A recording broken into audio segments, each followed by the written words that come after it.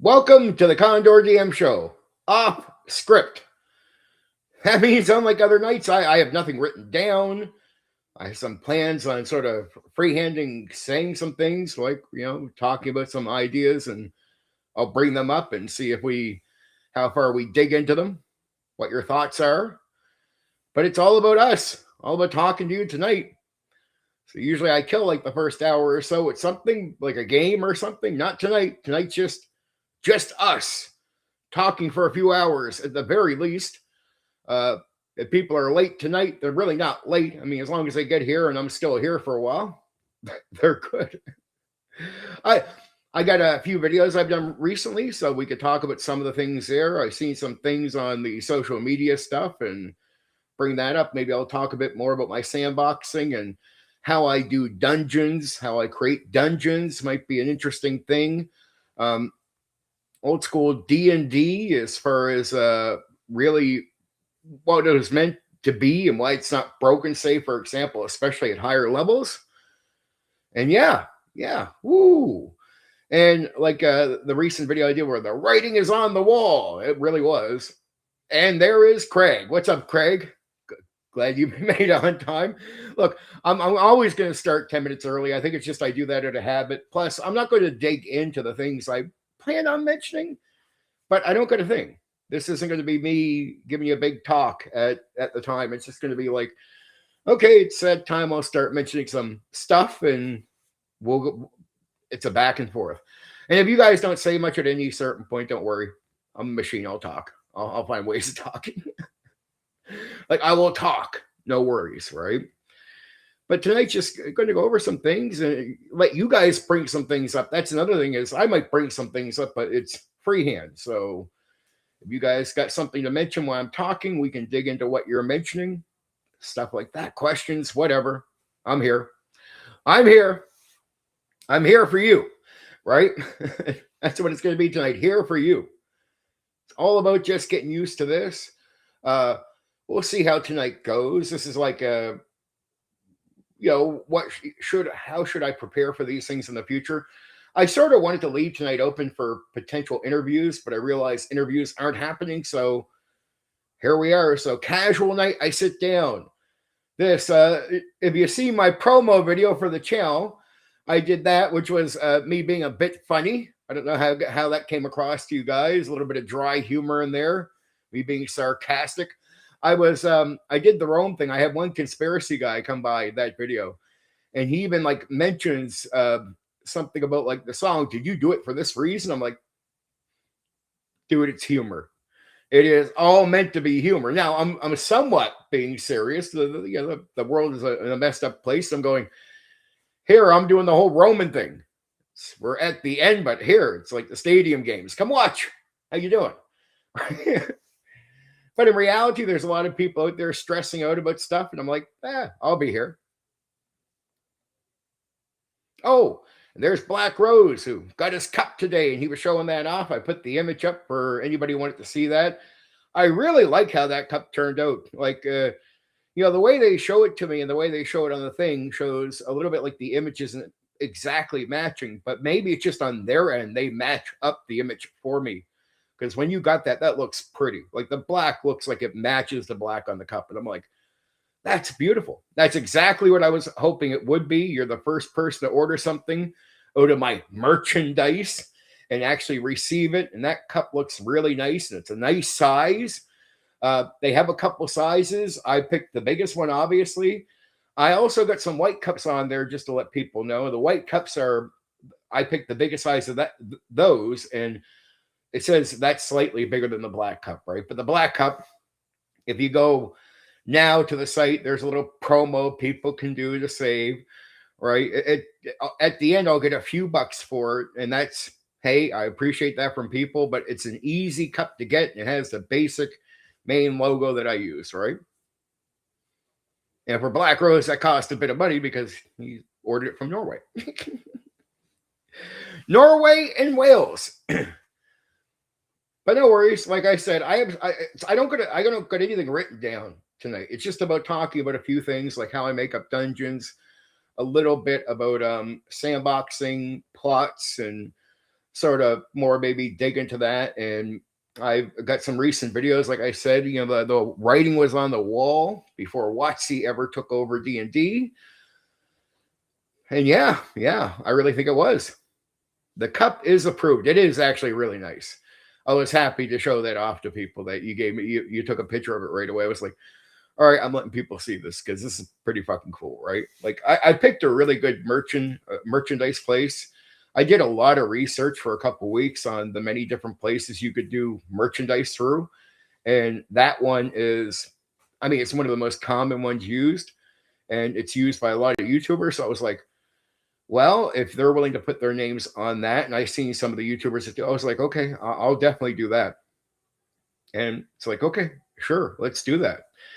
And yeah, of course, some of the images are, I got my original image, but some of the images are AI, but it's more like, it's like thumbnail images I use that are for some of my videos, certain popular videos and whatnot. And I'm like, well, people know the image, they know the thumbnail. So I'm not trying to just make up AI images for the sake of merchandise, but it's like, hey, if they're well-known thumbnails I used, why not? I mean, like, at least the people that support me are fine with me using those. And I would imagine the people that are going to buy the merchandise are going to be people that support me.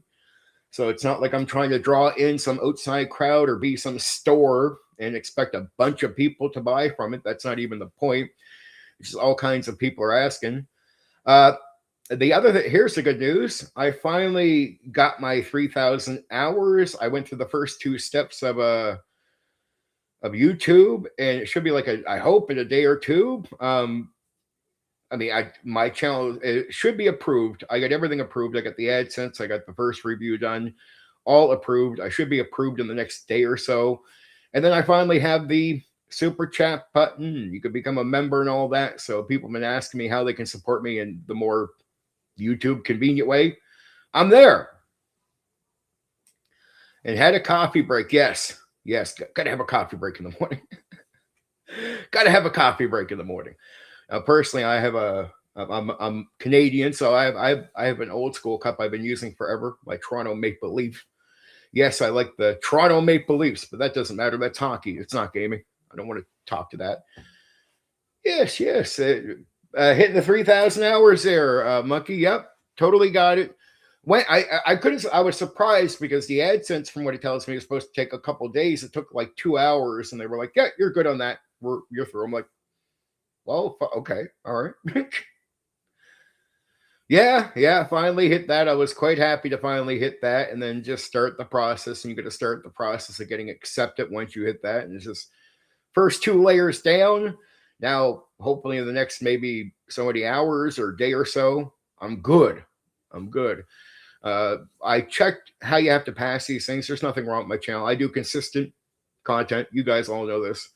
They'll be checking to see if I do consistent content pretty much daily. And if I'm not doing a video daily, I'm doing streams.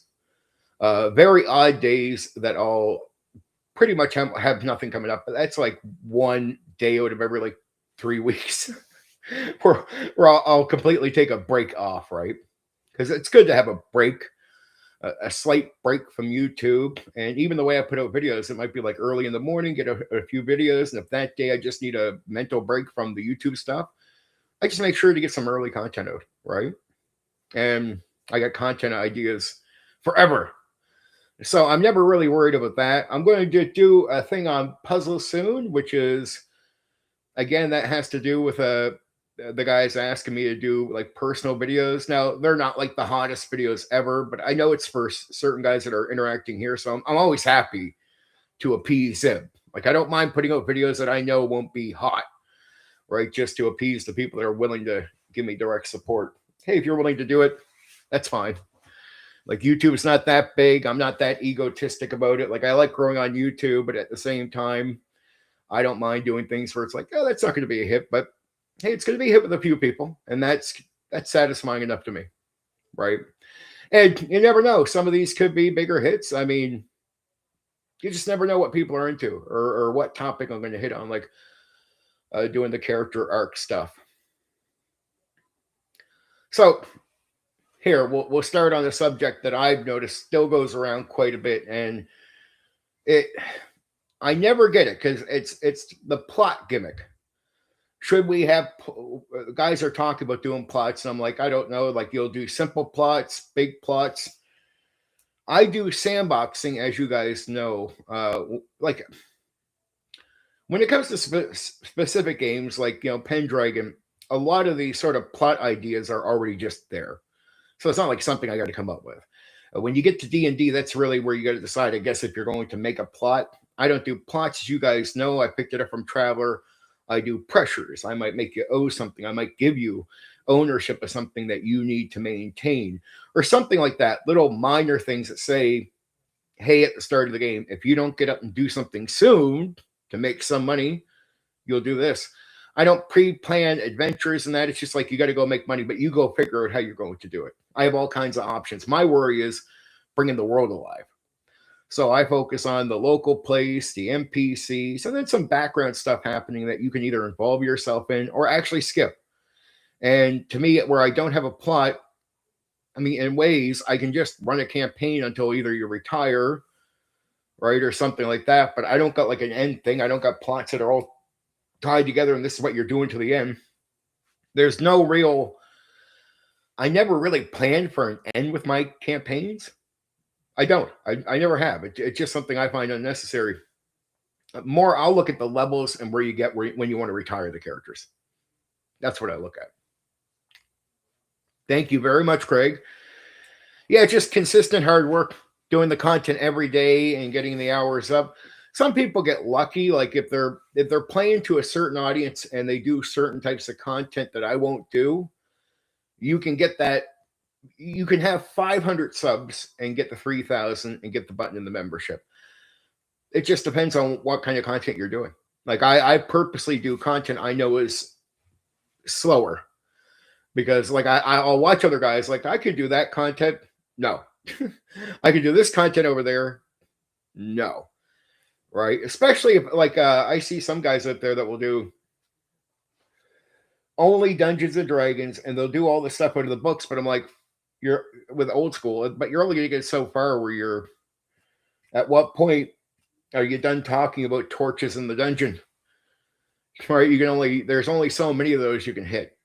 So I like the idea that I do a variety of games and that I don't cover all the games in one go. And then there's the early 2000 games next year I can start covering. Then there's the newer games later down the line I can start covering. And I can go back to other games where there's extended material. And there's always new games coming out. So I figure with the way I'm doing content on the games, I could have that go for at least on security. I mean, with new games coming out, the idea is like years and years and years. But what it also does is I have to play them. Like I get guys asking me if I'll do the OSR coverage. I'm like, well, what's an expectation of a lot of people, including you guys? And I would hope you expect this of me, that I don't try to cover a game I haven't played or ran.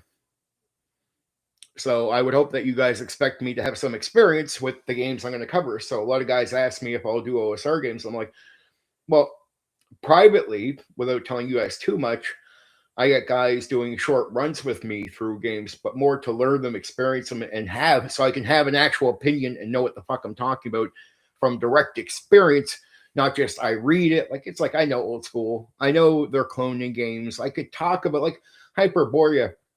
I could read through it and give you what I think is a good rundown on it. Fair enough. But I do respect the standard that I should play it first, or play it or run it in some way. And so I get guys where I'm just like, look, I can't, where I want to cover a lot of games, I can't commit to campaigns on games. I can't do that. So I got a few friends that are DMs or game masters that are just willing to run me through like, 5 or 6 sessions on a short run through like something like Hyperborea. And then also while we're going through it, teach me what it is on the game mastering side. So it's like I play it, and at the end, he has a talk with me about running the game, so I can understand what it is to run the game, changes made for that clone, and play one of the options in the game. And then he tells me about the other options too, because I don't have time to play every option there is. But this way, I can say at the end, okay, I have some real hands-on experience with Hyperborea. Now I can cover that game, right? Or the Flaming Princess one by Reggie, right? I can do that. I can, but plots, I don't do plots. I do pressures, and I bring the world. I really believe in just bringing the world alive. And if I have pressures on you to do stuff, and without directing you on what to do, you will you'll give me what I need. Like whatever you want to do is what I'm going to build on. So it's like I just get you in. I have an idea. Like you might own something, some reason you might owe money, some type of pressure on you to get something done. Not instantly. You don't got to go running off, but it's like, do I have a specific planned adventure? No, but I have adventure ideas. And what I do is I have like adventure ideas and like a bunch of notes just down on that. And so if you decide to go in that direction, I can play to it and I can take the notes and turn that into all you want. But in my games, I can do complete freedom because I'm comfortable with pure improvisation.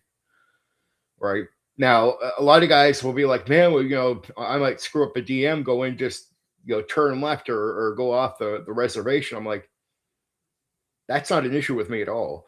And experience, when I have experienced players in my game, they understand that I might improvise a lot for them, but they'll be very careful.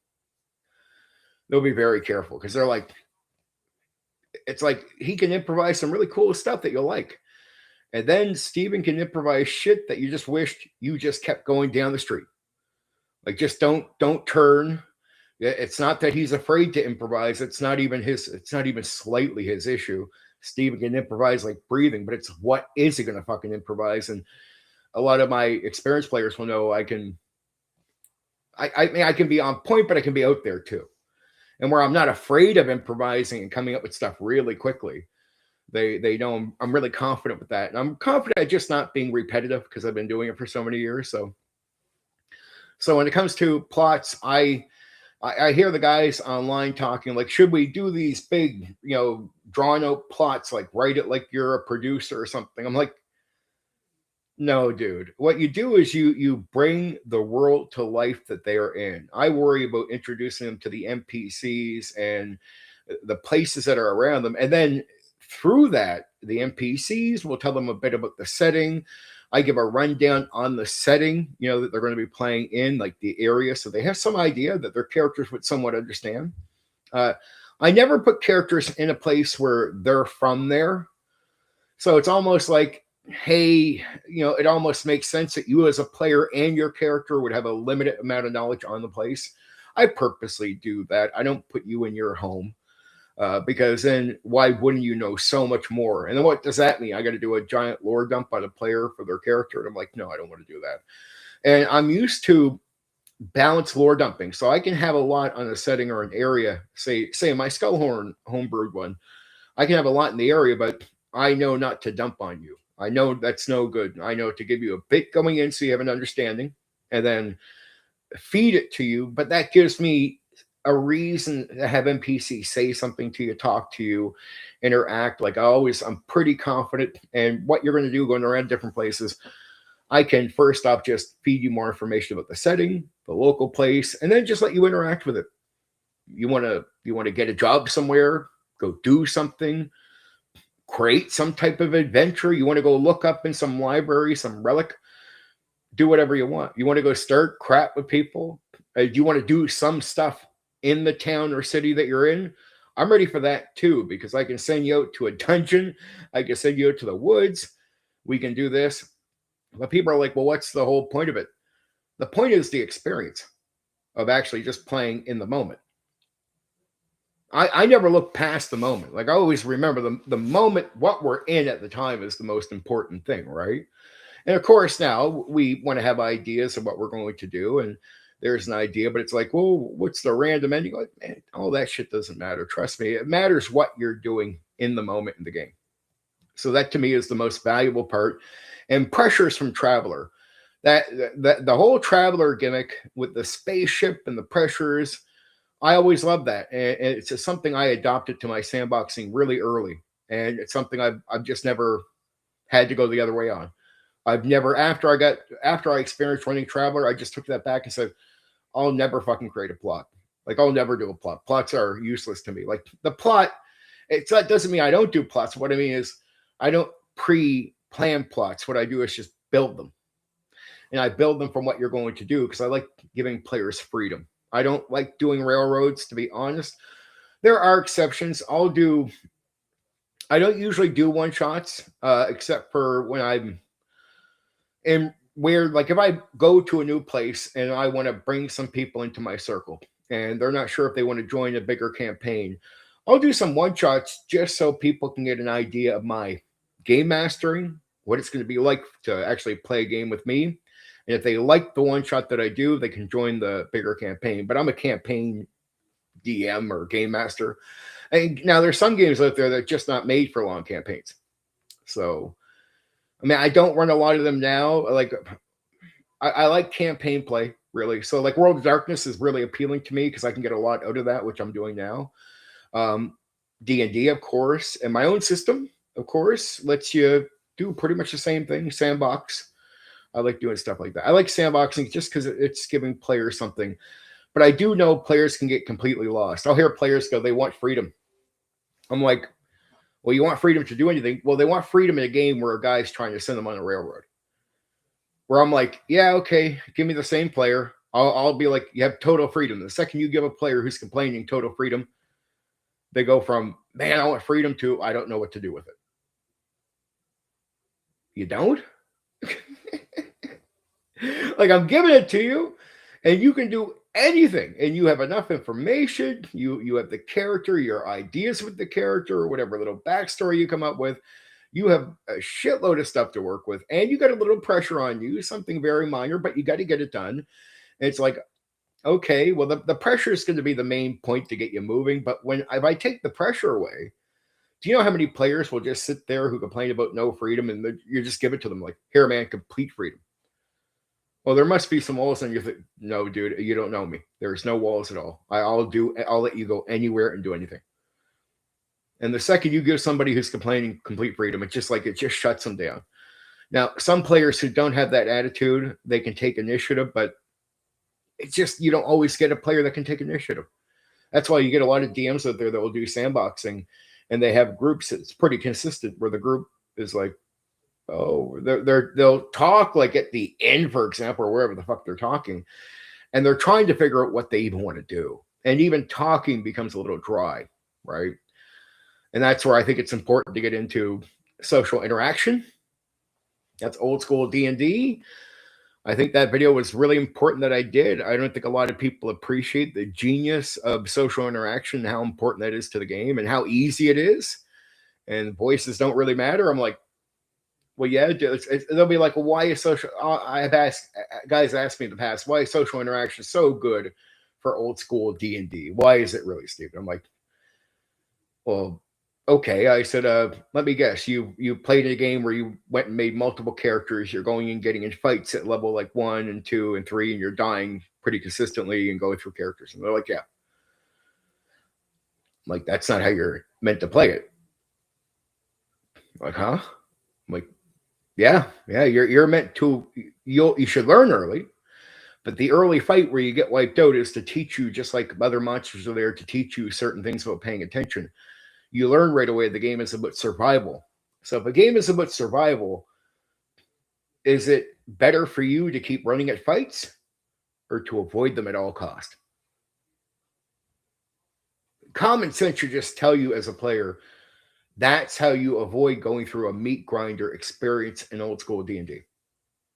It's the idea is don't go through a meat grinder, and treasure, again, goal to XP is how you're really going to get a lot of your experience to build your character up. And you get experience points for avoiding fights and stuff like that. And the DM can always exceptionally give you experience points for, and they even suggest this in the books, like, you come up with a good idea of dealing with the trap or going around to check something out, or you are the one that leads to negotiating the group out. You might be getting yourself extra experience points. You might get the group experience points, and you get the experience points from treasure. Do that. And what's the point of getting treasure? For training. Why do you got to train for levels? Because you're not meant to be fighting. That's why the training is there. If not, if you were meant to be fighting your way up, you would assume through the fighting through your actual on-hand experience that you don't need a lot of training. Your training is actually out in the field. But why would your training be back at the town? Because the idea is you're meant to avoid the things that would make you a better warrior or make you more, get your health up. What you do is you avoid all fights that you can, all combat, and treasure is your way of gaining levels, but you don't get the level right away. And why are you getting treasure? Because that money is going to pay for your training. So from like level 1 to like level 4, you want to avoid almost all combat, just about all combat in old school D&D. That's why that's so important. That's why guys, I think like Gary would just jump break to level 3 in his games. Like if he had experienced players, like why make you go through the whole loop there, right? It's a sort of early loop. But if you go into old school and you're like, I'm going to get into the fight with the goblins, I'm going to fight the kobolds, I'm like, all right, get ready for your meat grinder, make your 5 characters. But are you really meant to play D&D with 5 characters? No. Like it's actually quite easy to survive the game if you're just an experienced player. What's the experience? From level 1 to 4, commonly getting into scraps with goblins can get your character killed really easy. So you learn not to. And then you learn gold to XP or the few magic items you might be able to gather up if you're lucky. All that combined experience is going to get you a hit. And then why are you trying to get the loot in the first place, all the money? It's so you can go back and train. That's why training becomes so important. Again, if you're out doing all the fights, that should be considered training in the field. You shouldn't even have to worry about training. Why is training a thing? Because the idea is it's assumed that you're avoiding combat, as you should be. That's the right gameplay for an experienced player. Avoid combat. Like only if you're forced into it do you do it, and you get experience points for surviving, but that's it. So it's really important.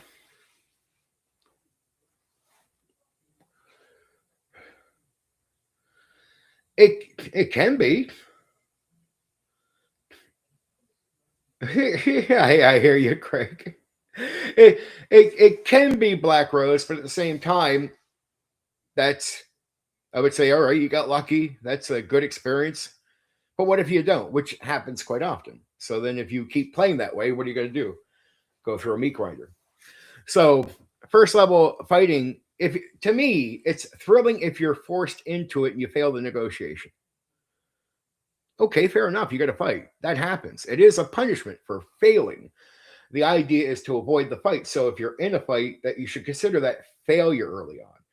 And a fight combat in old school D&D from levels 1 through 3 mainly should almost be considered punishment. Because what's it going to do? Is it doing really a lot good for you? You get barely any experience from early fights, right? You use up resources that you have to get by. You're going to probably get damaged with hit points and have to heal, which again is more resource using or time consumption. You don't get much, and you don't get as much as you would from simply getting treasure.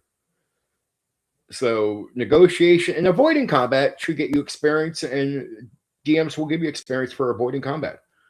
That's pretty consistent, right? So you're safe to get experience, and it even suggests to do stuff like that for the DM. So at the end of the day, if you can do the negotiation, which is, if you look at how the encounters are supposed to be, what is it all telling you? All the advice for encounters for players is avoiding it. There's no advice for fighting. Like, oh, you go in and look for the fight. No, it's all advice about negotiate, back off, avoid, move forward before the wandering monster comes. Well, I mean, if combat's good and you're playing a video game, why not let's just wait here? Why? Because then the monster will come and we get more experience points.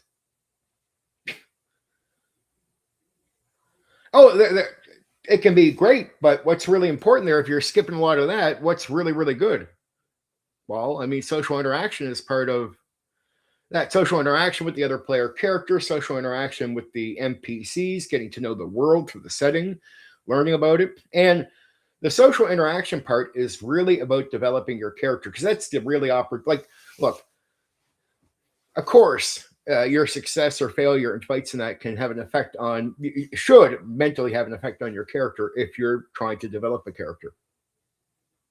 And welcome, Philo.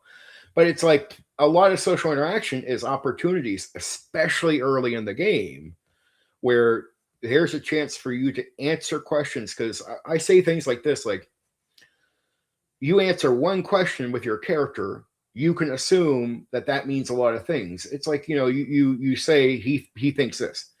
Well, if he thinks that, you can suddenly assume that would probably mean he assumes this, or he thinks this, and this. And right away, one question answered is going to start telling you a lot about your character. And it doesn't take much to start developing the character through simple early social interaction. And if you're comfortably doing it before you get to a place, and you're learning about the setting too, it's you're learning. It's interesting, right? Uh, but really, by the time you're hitting like level 3 and 4, now you're more capable. You've went through your training, right? You got better gear.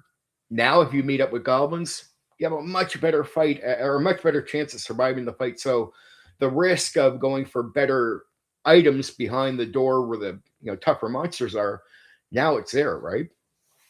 Higher levels, I don't get where people talk about combat with higher levels. Well, combat breaks at higher. I'm like, yeah, but combat is meant to be chaotic and rare at higher levels. Like if you get to higher levels and you're trying to run it where there's a percentage of combat that is meant to be in the game, you've confused the game. That's why, so again, social interaction and doing things like that should be very important. And personally, and even the Dungeon Master Guide, suggests all kinds of different ways to give it experience. So by the time you're hitting higher levels, first off, progression is meant to be slow and slower as you go up. But there's all kinds of ways, from treasure to talking to ideas to, uh, even through interaction, the position you get you and the party in, like, oh, you got a better deal, you got over here, that's experience points. And all that can add up and progress your character without combat. But when you finally do combat at higher levels, which should be a lot more rare, it's monsters that are the surviving that battle is going to get you a lot more experience.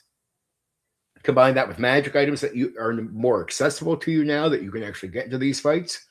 Now you can go out and finally be a hero to a degree. And where you're more capable of fighting, when you're hitting like level, say, 4, 5, 6 and going up. Well, now you can go out and help some people, but it's still mostly just you building up your name, right? You're not going to be doing a lot of fights where you're playing the hero, right? It's just, at least early on, being a hero in old school D&D is something that it can happen, it does happen, and they do promote it, but it's something where you go from the farmer to, say, in second edition, the way they play this out is by level 9, you're a somebody. And that somebody allows you to go out and do stuff. So you're not going to go and get in all kinds of fights. You're going to go fight a dragon, or you're going to go down where there can be some challenges, but it's meant that you can kick some ass. So the DM should never be afraid. It's like, well, these are weaker fights down here. So sometimes it's going to be the case. It's part of advancing your character. It's okay to actually give you fights where you're kicking some ass. Not like I purposely don't want to challenge you, but remember how the world works. In one way, early on, the world doesn't care about your character. So there might be a monster that is just there that you're not meant to fight. At the same time, the world doesn't care about your character. So if you're a level 12, if the world puts goblins around you or drow or something, you can kick its ass, it's going to be there because it doesn't try to balance itself out with your level. And sometimes at higher levels, that can be effective for you because now you can be more threatening, and there's the moral shit. So most of the fights won't last forever. If they're weaker fights, you go kick the drow's ass. But there's tricks they can do, traps and all kinds of clever things. But fighting doesn't need to be consistent at higher levels. And the big fights are meant to be chaotic. So the idea that, oh, that fight's really hard, that's completely okay. It's all part of the process, right? It's all part of the process. So yeah, that was the video I was covering where I say a lot of people don't know that. But character development is so important because if you're not connecting to a character or developing who they are, if it takes you forever because you're not trying. See, in AD&D 1E, I would watch tables where the guys just weren't trying to do social interaction. Like it wasn't a focus of really doing the stuff that would develop the characters. Basically, social interaction is the majority of character development right there, to figure out who the character is from talking as them, coming up with who they are. And then you match it with their success or their failures, right, in the field. And that should develop your character. It's how much are you focusing on actually doing that early compared to later. And see, in AD&D 1, where you're not really talking, you're not pushed to do it, you might do a little interaction here and there, and it might take you like 8 months, 10 months, in a long campaign, if you stick it out, to actually develop who a character is. Most AD&D 1E campaigns collapse, usually because there's grinding, so a lot of people just go through like so many characters that campaign's going to break down. A lot of guys don't stick to campaigns long term in AD&D 1E, but you would notice what would be the consistent. The second a character was developed, suddenly you'd have campaigns that can go years. You'd hear like AD&D 1E guys, yeah, I've been running this campaign for like 6 years. But the reason is, if you go into who the characters are and the players, well, these characters are now developed and there's an attachment. And that happened with Gary's group. Parts of D&D, the spells are named after wizards and all of that. But what really happened? They developed the characters. They made a connection. They became somebody. Right? Now, these characters weren't connected or weren't developed. It's nothing. And in the campaigns where you get like, say, 8 or 10 months in, you develop a character. But the rhythm of developing a character is actually pretty simple. Getting to know the setting is important, but really, what are you doing through all that process? It's trying to get to know the character. So if you actually focus on getting to know the character from the first session, you realize the rate, the speeding up of that process can happen in 10 sessions, if not less. So you just realize, like, you've seen guys go through 8 or 10 months developing a character through slow paces of interaction and slow focus. Where the difference is, if you're telling a player, focus on using the interaction to figure out who your character is, if you're putting focus on it, like real effort, it doesn't take, you don't got to wait 10 months. You can figure that out like in a month, maybe less. But that's good, because the second you develop that character, those campaigns last. They last. That's the biggest difference. So yeah. So I don't do plot. I do freedom. I use the traveler gimmick for letting plot develop in the game through pressures and the activities of the players, what they want to do. I focus on bringing the world to life, the NPCs, and just developing something through their actions and all the randomness there. I do have notes for ideas of what they can do, but it's just like a big list of notes. And if they get on that one, okay, I can take those notes and I can start turning that into everything we need it to turn into. If not, I can literally create new notes for their path they're choosing. And I never know what players are going to personally want to do. So I'm always excited when the players start coming up. Like when I get a player that's taken the initiative and they're leading the group in that way, or even more than one, say, if I'm lucky, then it's like, that's great. Feed it to me, man. Give me what you want to do. Tell me all day. I can build it. I can improvise it. We can do it all. I can have a lot of fun. So in D&D, that's my gimmick. For dungeons, I'm pretty simple. I actually write dungeons out for the most part. So a lot of people do that a little differently than I do. I write out dungeons, what the first floor is going to be, what's going to be the lead in, what they're going to encounter. And then when I start drawing it from that basis, I might start adding stuff. Like, man, it'd be cool to have this in it. Okay, all right. So I see where I can draw that into it. That's going to be into it. And I don't do the sort of graph paper dungeons. I like to do just raw white paper personally. I like to actually draw them out so I can design them how I want, make them look. But I have it all written out how I'm going to draw, how many rooms are in that first path. There's going to be a right or left turn. And so I write the entire dungeon out and then start building it. Then as I'm drawing it out, more ideas come to me. And so I start adding just as I'm doing that, instead of just, I don't worry too much about adding as I write it out. I go very basic on purpose. I just don't worry about trying to color it up while I'm writing it out. Like down here, 2 doors here. And I have a purpose for the dungeon. I come up with a reason why you're going there, what's there, what's the whole backstory to it. I have notes on that, and then I start building in a very extremely basic way. I don't worry where traps are going to be. I don't write in traps or nothing. I write in basics. Like what I mean is like basic rooms. If there's going to be basic rooms, really the most basic shit. And then after I get the basic idea in my head, so I can start drawing it out, that's when I'll come up with secret rooms, secret doors, stuff like that, right? Or if I really get it in my head as I'm doing the notes, I might say on the second hallway, I'll definitely want a secret room there because I'll think of an idea. But if I don't think of one, I just don't concern myself. I just write it out. I have the idea of the thing, so, just from the background what the dungeon's going to be. Write it out and then start drawing it out. From drawing it out, more ideas are going to come to me. So I develop the dungeon in layers, but I do it very basic. Know what the dungeon's, why it's there, what some purposes of it, like notes where it's like I got to put this in, I got to put this in. Okay, then I start drawing out the how many floors, what the first floor is going to be. Like I start drawing that out very basic ways. I don't worry about graph paper, but I will use it if it's optional. But it's just nothing I'm concerned about. Not at all. Because I don't do another thing is on graph paper. I don't use it for any measuring. Like I don't do that stuff. Mine's all abstract, pure theater of the mind, right? So dungeons to me are easy and they're easy to explain. And anytime I've explained how I do a dungeon, any DM can pick up what I'm saying and go do it. It's good advice because it's quick and to the point. It's easy to understand. Like, okay, I get it. You sort of have an idea. You write out the sort of basic structure where maybe a set of stairs going down to the next floor, if there's a next floor going up or down or whatever the fuck, right? Like all that is explained. And then to me, that's why when I talk about dungeons, people will have all kinds of ideas in their head about what a dungeon is. I'm like, I don't know. I stick to the old concept. When I use the word dungeon, I mean something underground, cavern, in that way, maybe built out by some type of group of monsters or an actual underground leftover thing from a fort or a castle, ruins. I don't look at people say, well, there's a tower. That's a dungeon. I'm like, it's a tower.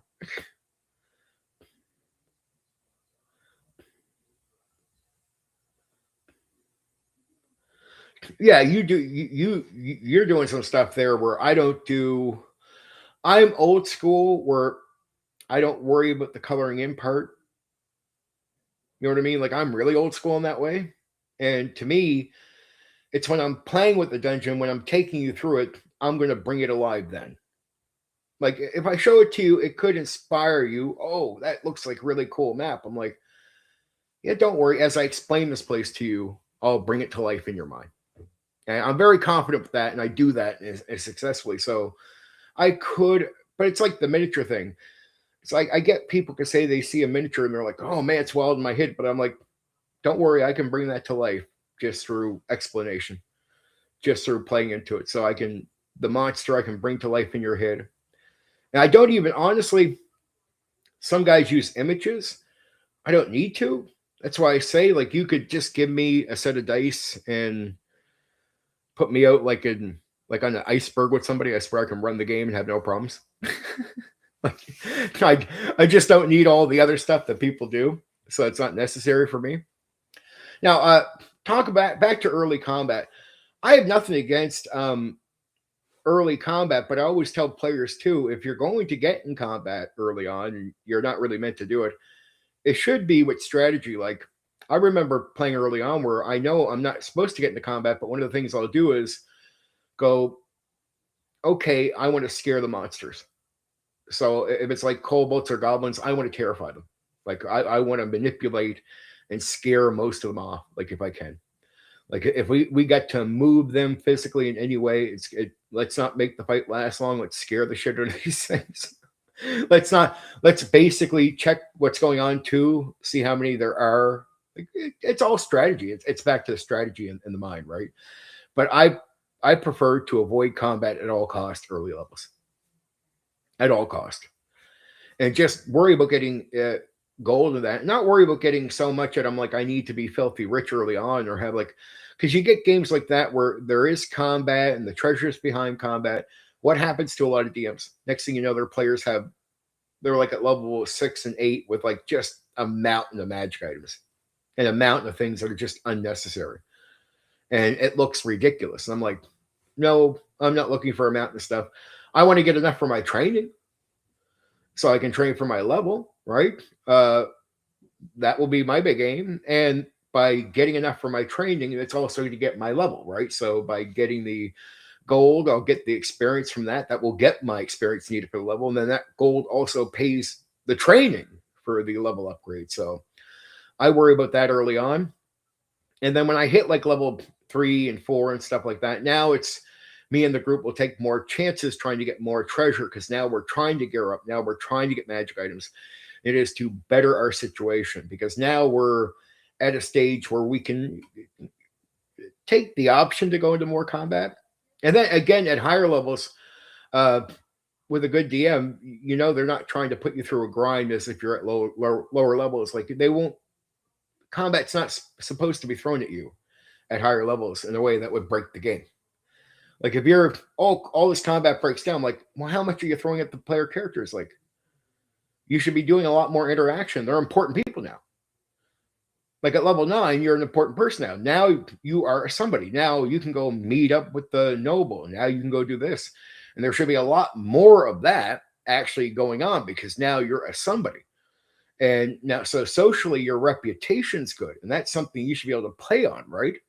That you are somebody with a name now. Now you can go meet people. Now you can, again, it's more about developing the character and taking advantage and be very picky about where you're going to fight. Like, is there a dragon coming down, attacking a town? Do we got some typical fucking story like that? Well, yeah, let's go play the hero. Or maybe the dragon swooped down and took some kid up or something, or took a woman up there. We'll go save the woman's life, right? We'll go play heroes. We'll actually at higher level now go play heroes. And most people, a lot of DMs, even if they did into higher levels, you retire your character usually around like level 15 anyway. And a lot of stories are if you're going to do later combat, later big things, you bring characters what they call auto retirement. So and you can come up with some interesting sort of short runs at high levels, but you don't got to do that right away in the campaign. You can sort of get up to the stage where at level 15 you can retire. And then later on, if you want to fight the mass of whatever godlike thing, okay, let's meet back up. Let's come together. We've been all separated for a year or whatever. You know what I mean? The characters have been off for a little while, so you're going to come back to them, and that's fine. The only thing I warned players when they go into new characters after playing a character they've developed for a long time, here's what happens to a lot of players. They can feel burnout. And here's what happens. They start a character and they feel like there's something wrong. It's almost like they're ready. You'll see a lot of guys who have been playing like a character they've connected with for a while, start a new game. And a lot of DMs have this experience. That player will come back to them and go, man, I don't think it's working out with this character. Maybe I'll try a new one. I'm like, I always say this to a player that brings me that. I'm like, dude, do me a favor. How about you give me at least 3 more sessions? At least, at the very least. Promise me 3. Play out the dryness. Just I know it's boom. And after that, if you give me 3 more and you're not feeling this character still, we'll move on. And I've always had players that are going through that agree to that. And only one time have I had a character, actually, our player drop a character after that. What I do then for the next 3 sessions is make sure they're getting into all the social interaction that they can. They're developing the character. So then by that fourth session, I'm going, so you want to switch up? And 99.9% of the time, I've had players come back to me and go, no, man, now I think I got something here. I'm like, cool. Because what has happened is they're so used to the experience with the character they connected with. And that's a wild experience to connect with a character, know who they are separate from you, and to be playing on that edge. Very great edge, very great feel. And when you go back to a new character who you've not built that up with, it can feel completely empty. Completely empty. Where you're not even sure what's going on. Like you feel like there's something wrong. So you might come up with the idea of starting a new character. And it's, again, I've only had it happen once over many, many tries on this, where it's like, no, just give me 3 more sessions. And I only have players, if they played at high levels with me, I've already built up the trust and respect. So it's not like players that will abandon the game. And I know these players trust me, so I wouldn't ask otherwise. So I have a good relationship with them. I'll ask. How do you build up? What's important to have a good group of players? Trust, but it's not that simple. It's trust is like this. They say build up trust. And I'd say, well, how do you build up trust with players? Well, many games will teach it to you, but it's your judgment. It's not even so much the game. You can be a sort of down the middle referee, as they say, right? Run the rules right, very happy. But there'll be a lot of situations where you're going to be challenged, and it's going to be your common sense that's going to be challenged by the players doing something. And in that moment, it's less about even the game itself. It's more about your common sense judgment. Do they trust you when you judge something? Do they trust you? And if you build that trust up with them, you can do anything. When you get a group of players that just trust, and Traveler really lets you experience this really well. Traveler is a game that is so connected to the trust thing that it really comes down to they're going to give you a lot of situations where you're reacting as the world, and you got to react in a way that makes sense to the players. All of them have to be on board with what you're saying. Like, okay, that makes sense. Like if you're hearing that from your players in a Traveler game, pretty much every time you're saying something, at least when it's something they're focused on like that, if they're always saying, yeah, that makes sense, your trust is on board. That's all you got to do is that's all you got to do as a Traveler DM. But when you go back to D&D, it's the same thing. It's the situations, not just that you're running the game right. It's your common sense. Like they might give you something that's not in the book, right? So they're going to say something, well, I'm going to do this, and you don't get it exactly in the book, but it's what is your judgment at that moment, regardless of the book. We're like rulings over rules. It's your judgment, and then how do you keep applying that to? So even in Traveler, this is the same thing. So if you had the world react to their actions in this way, there should be that should mean a lot of things. That should mean the next time they do something similar, the world keeps reacting to them in similar ways, unless there's a unique reason why it wouldn't, right? But outside of that, they should start being able to trust. Players through experience with you, especially in Traveler, they'll experience you and they're going to learn. They're going to learn from how you run. So they're going to say, okay, he's using common sense. Now I should be able to trust if I do this, it's likely to be this outcome. And they're going to trust that you're consistent, not just that you made a good judgment once, it's just that you're consistent on your judgment as well. So now it's I know this guy runs common sense. So the next time they do something, they'll be like, yep, he's consistent. The world reacts right again. Right. And that's the part that really builds up trust. Not just the one time, it's doing something right in a way they're happy with, but then doing it consistent. And even similar things, like sometimes you might run a rule where this is the way you run the rule on the thing. Well, if they're doing something similar, even if there's meant to be another rule, are you still ruling on it in a similar way? Like in a way that makes sense to them, given what you've done before. So even other ways you rule becomes important. And that consistency, that common sense, that builds up trust. Not just running the game right. Anybody can run the game, the rules as is or whatever. It's when you're being challenged to react as the world, you need to do it in one way, and then that got to be almost similar to the way you'll hit it over here, and then there got to be consistency. And that's how you build trust up. They just got to believe that they're safe playing the game. Because what you find out is players just want to fucking play the game. Like you're a PlayStation. It's not to insult you, the game master, but you're just a fucking PlayStation. They just want to know they can pick up the joystick, and every time they go down the thing, the game works that way. And you are the game machine. So you just got to make sure that they can just trust that you're going to do that. And the second that they can trust you, all that goes away and they focus on playing the game. It's the greatest thing ever. And then you can do anything. Then you can ask guys that normally might say no to a guy. They're like, I don't know you. I don't know if I want to do that.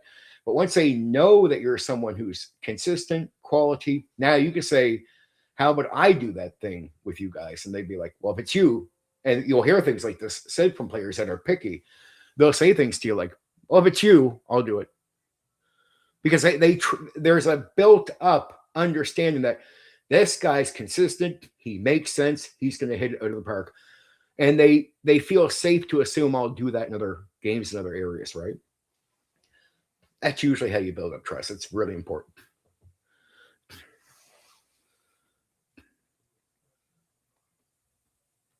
That's exactly it. That's exactly it, Grim DM. That's 100% it, because players just want to play the game. And good morning from Australia there, Mr. Grim DM, Australia. God, jeez. I know it's morning for you. I love it, the fact that I can draw some Australian guys over to me. I usually, in the past, given some other streaming times, I've gotten quite a few of them, but it's like you said, it's first thing in the morning, which sucks that our time difference is that. But I like it that you can get here sometimes in the morning. I appreciate that. That's awesome. Norway, Wales, uh, Australia. I'm not sure exactly where Monkey's from. Monkey might be American. Maybe he's mentioned it before. Monkey, do you hear us? What are you, American? What's your tango, my friend? Where do you play the game? Be nice to know. But here's the one thing I get from Black Rose that made sense to me when you said earlier, but level 1 combat is fun, intense. Here's the thing I would say to Black Rose on this. My thing where I totally understand where he's coming from. Because I can enjoy combat too. But see, this is the secret. Old D&D is what I say it is. I don't say that to win an argument with you. That's you'd be misunderstanding. I'm just saying the intent from the designers. In reality, the majority of people like getting into fighting. As much as a small core of the old school would rather that not be the case, that is the vast majority of people. That's why other games that would allow them to do a little bit more combat, like Palladium, this is why Palladium actually picked up some good heat, because you could do a bit more in the combat area, say, than some other games, right? So combat was a big thing. That's why a lot of old games didn't do too well, because realistically, most people want to do the fighting. And so, to me, that's when I say, and same here, Black Rose, exactly. It's just I seen the writing on the wall, and I said this in '95 the first time I said, man, I hope TSR, or not TSR, whoever takes over D&D. I didn't know it was going to be watching. I said this foolishly. I said, if they're going to have success, they're going to have to cater to this. Like, as much as we don't like it, they're going to have to. And I swear to fuck, I said this. Guys are just, they think it's funny to this day that know me from the past. Like, they just know me for years. They're like, you called it, man. I'm like, yeah, but that's the difference. Guys that are just playing with their friends at home, they might not get that. You're not getting out and meeting a bunch of other people to play the game with, right? I'm getting out and meeting all kinds of people. So what am I meeting? Sort of a representation of what might be the majority. And guys love the fighting. As much as we want to say no, and that's why a lot of guys would go through meat grinders in early D&D when you're not supposed to. Why would they keep trying to fight? Instinctively, they're trying to fight. That's what you don't realize. Even they say they like the old school, but they're still instinctively trying to fight. When you talk to DMs about higher level D&D gaming, how will they tell you it breaks? Well, the fighting breaks. Well, you're not supposed to be doing that way. But why would you be doing it that way? See, we might not like how WotC did it, but WotC definitely understood something. And this is why WotC got so many people to the game. And we can deny it, but when you look at it, vast majority of guys, especially 3rd edition, talk to 3rd edition guys, combat was a huge thing. Huge thing. I often create situations that can be resolved with or without, I agree, combat. But it doesn't need to be to the death. True, tavern brawls, breakdown, moral. I totally, I get you, but you understand. There's an aim towards action. I'm not saying just fight purely, and I get what you're saying, Black Rose, but there is an instinctive aim towards action, and games that cater more to the action got the majority of people. Games that were, I mean, unless it was unique. Like Call of Cthulhu was unique for being easy to jump into. Tunnels and Trolls had a short run of success for a while, because so ease of getting in is definitely something that makes people try games. There is no doubt. And a lot of games were not easy to get into. So if a game was easy to get into, automatically it picked up some popularity and people would adjust to something unique, right?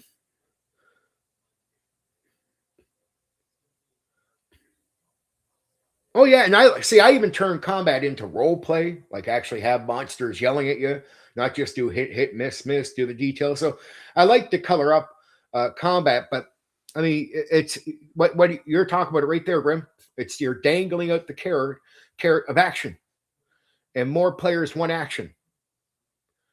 Like they don't want to just be traps, puzzles, barely any combat. They want action. And whoever caters more to the action thing, unless you have an easy to get into game, who's ever going to cater more to the action will get more people.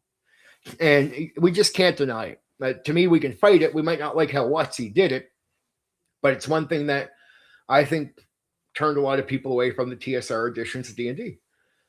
I think that's why it was low. It wasn't selling well at a certain point, and I think AD&D 1E was more like it sold for what it could be because it was new and it was hot.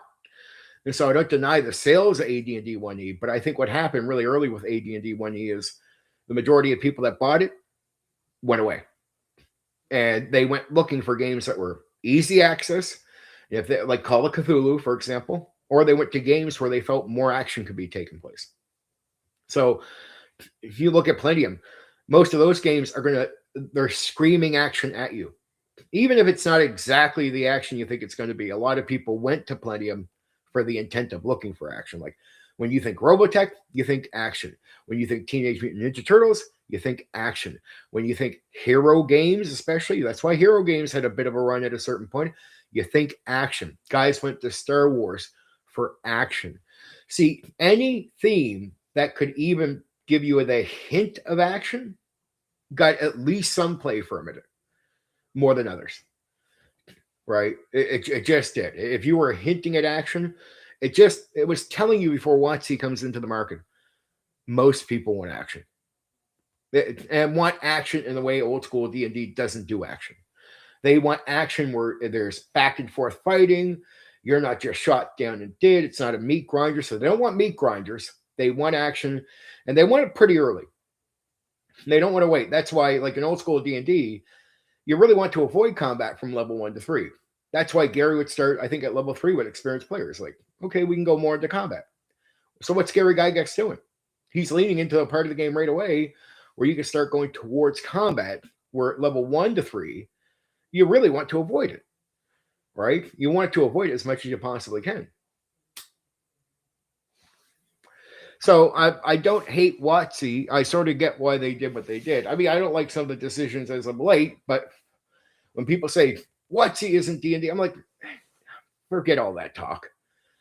Because whatever old school D&D was, it just didn't appeal to the players that are playing the D&D. So even if you say they're doing something different with D&D, it really doesn't matter because they're not changing it for you. I tell the old school guys that prefer the old school, it's like, that's still there in a way that will never change. And guys that would find what you're doing appealing will lean into the old school and the OSR.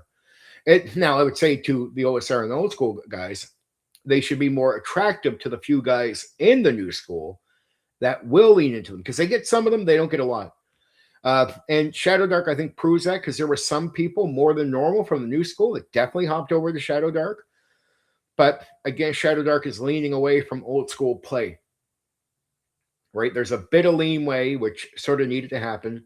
Potentially more action in Shadow Dark than there is in pure old school. And that action is, when you hear old school people talk about D&D, a lot of them don't realize just how lacking in action the game is meant to be. Like if you go play Traveler, you're not, combat's punishment. But it's like, well, you realize Gary was a war game guy too. So what do you think old school D&D was for vast portions of it? Combat was punishment, not a thing you should be doing. So that's why a war gamer made Traveler. See, if you think war game combat, go play Traveler.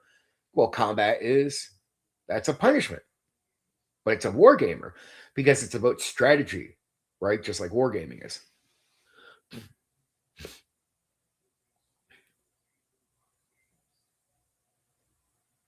Oh, you could, but it's still limiting.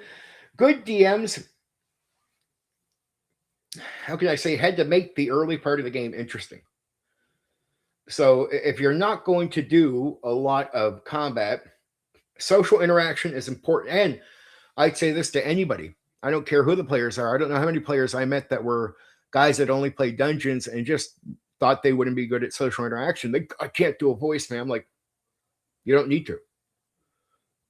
Actually, once you realize this will make, like, here's what guys realize. I'd have them come in.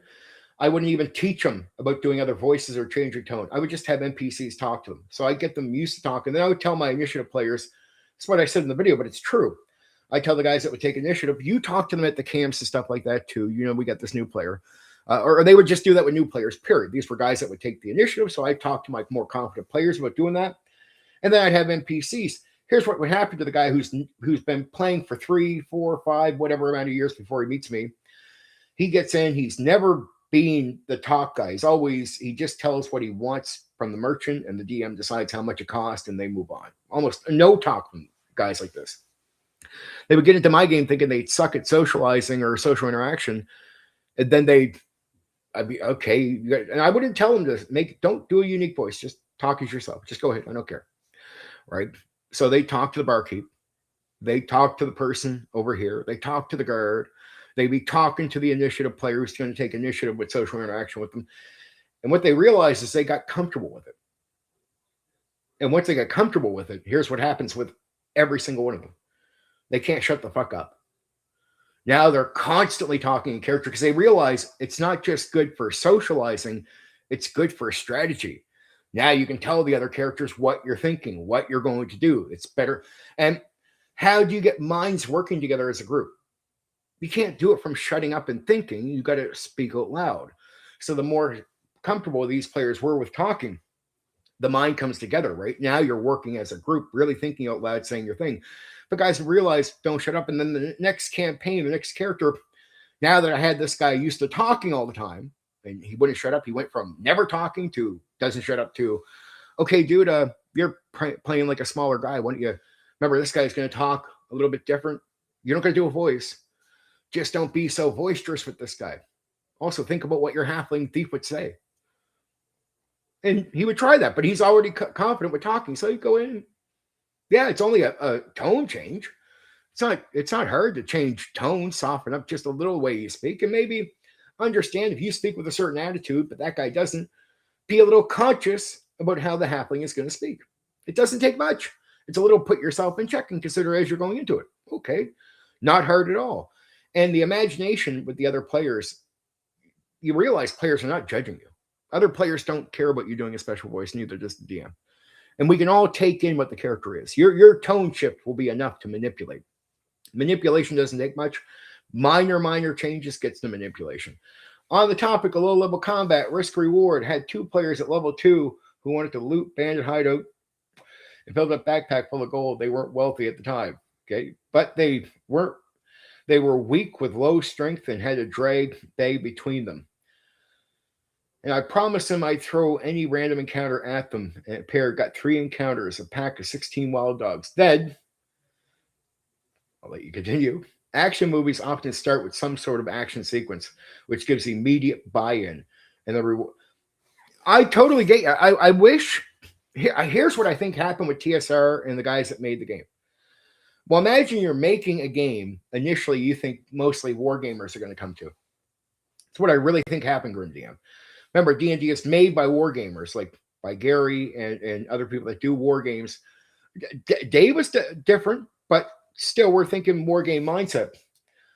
By the time you get to Frank Metzner and Mulvey and they're working on BECME, they realize the majority of people coming in are not war gamers. And so they start coming up with ideas. Remember, they're all learning as they go. And I'll read that in a second, Black Rose. But just to answer you here, they're all learning what it's. You barely have a market. You barely have a customer base. You're still learning. It's all evolution. I think what they just didn't learn early was action was so important that the tight, grindy gameplay that made combat so hard to achieve early on because you die so easily worked against them. So when you hear old school guys going, that's a superhero character, I'm like, no, that's just a character that can last early. They can take more than one hit most of the time. They have at least a better chance. There's a little bit more back and forth in action. And the truth is, outside of a small minority of hobbyists that were around D&D, in tabletop role-playing games. The vast majority wanted action and wanted it early.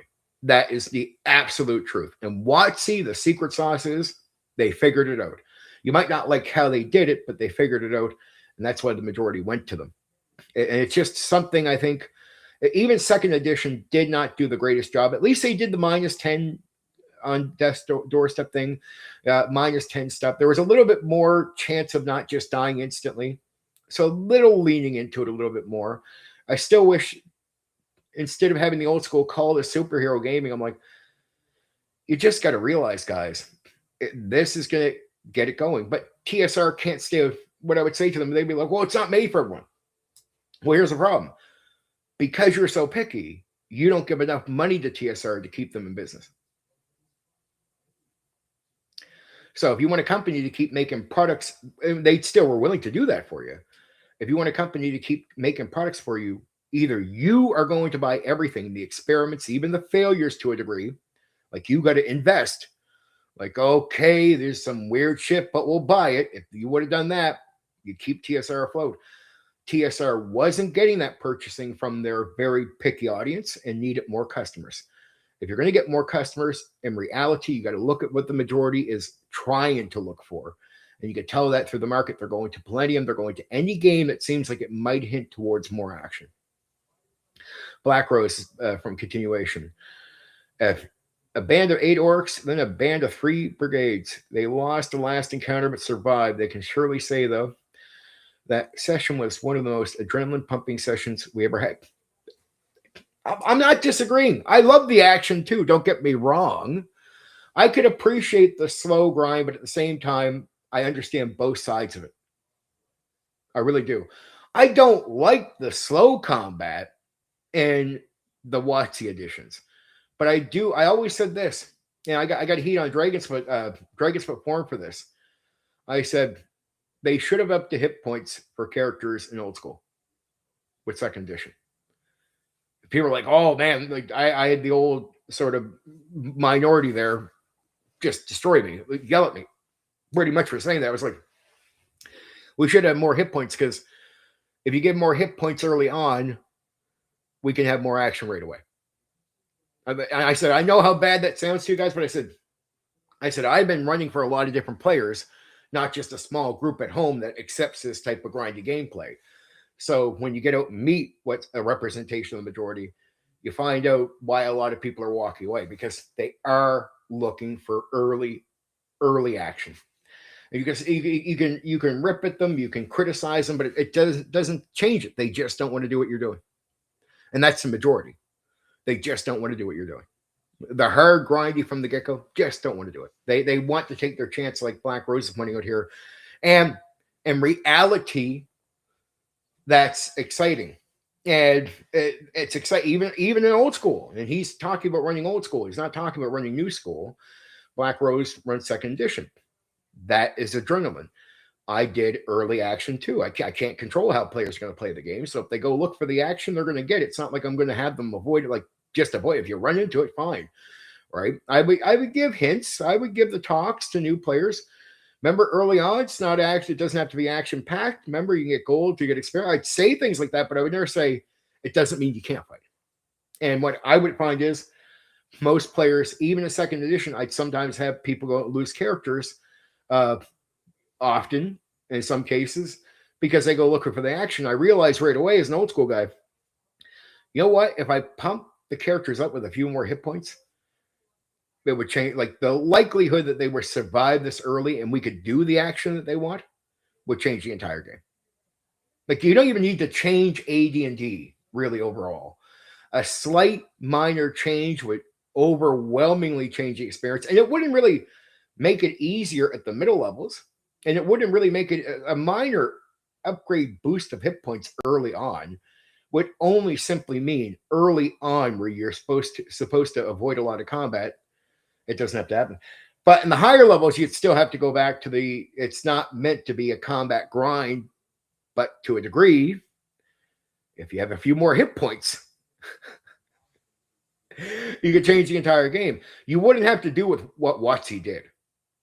But that minor change, when I mentioned that on Dragon's Foot, the core minority of the old school completely rejected it. And I said, well, okay, that means you're rejecting the majority and you don't give enough money to any company to keep them afloat. Like, look at the OSR. The OSR serves that minority. Most of the guys, some of them make it for passion. The majority are making it for the incentive of making money. They completely failed. Only a few guys make money. It's not that much, right? So basically, if you can barely keep guys afloat that have to keep making new products, you couldn't keep a company afloat. Why would WotC ever serve that lack of money? That's nothing money. Think about it. Like 5e 2024 or 5.5 massively outdoes everything in the OSR. And that's considered a failure for WotC. A failure dwarfs the OSR. That's a failure. So the idea that I see the Luke Gygax thing, and they're willing to sort of clean up the Gary Gygax gimmick and bring him in. They think they can make a bit of money off it. But if you think they're leaning suddenly into old school in the way you think, they're not. They're just not, because there's not the kind of money they're looking for there. Here's what they think they figured out. Here's what I think they figured out. Shadow Dark proved to them that their audience, not away from their gameplay, their audience does like some of the themes and old school concepts. So why be afraid to lean into it if the new audience, which didn't buy as much as they usually do at the 5e 2024, they want to get them back. And I think they just realize with Shadow Dark is some of them will find this appealing, but we want them. Do I think they're doing the Luke Gygax thing to get the old school back? No. So when I hear old school guys go out there like, man, I don't care what they do, I'm not buying it. Dude, I still think it's not aimed at you. I think the Luke Gygax project is all about bringing the WotC customers that did abandon them to a degree on the new product, bringing them back. Because they think, well, okay, some of you guys like something new, and they got to do something new. So this is a way of leaning into new. And why not do a new edition with new faces, some of the old school concepts in a way that might have been abandoned before, but they're not going back to the old school grind gameplay of the OSR. That's just not happening. And I don't think they care about the OSR customer base overall. I think it's just they noticed some of their WotC people like Shadow Dark, and they went, okay, we need them back, because that's big money. They probably look at the OSR, and I'm not trying to insult OSR people, but I'm like, just got to be real, just being honest with each other.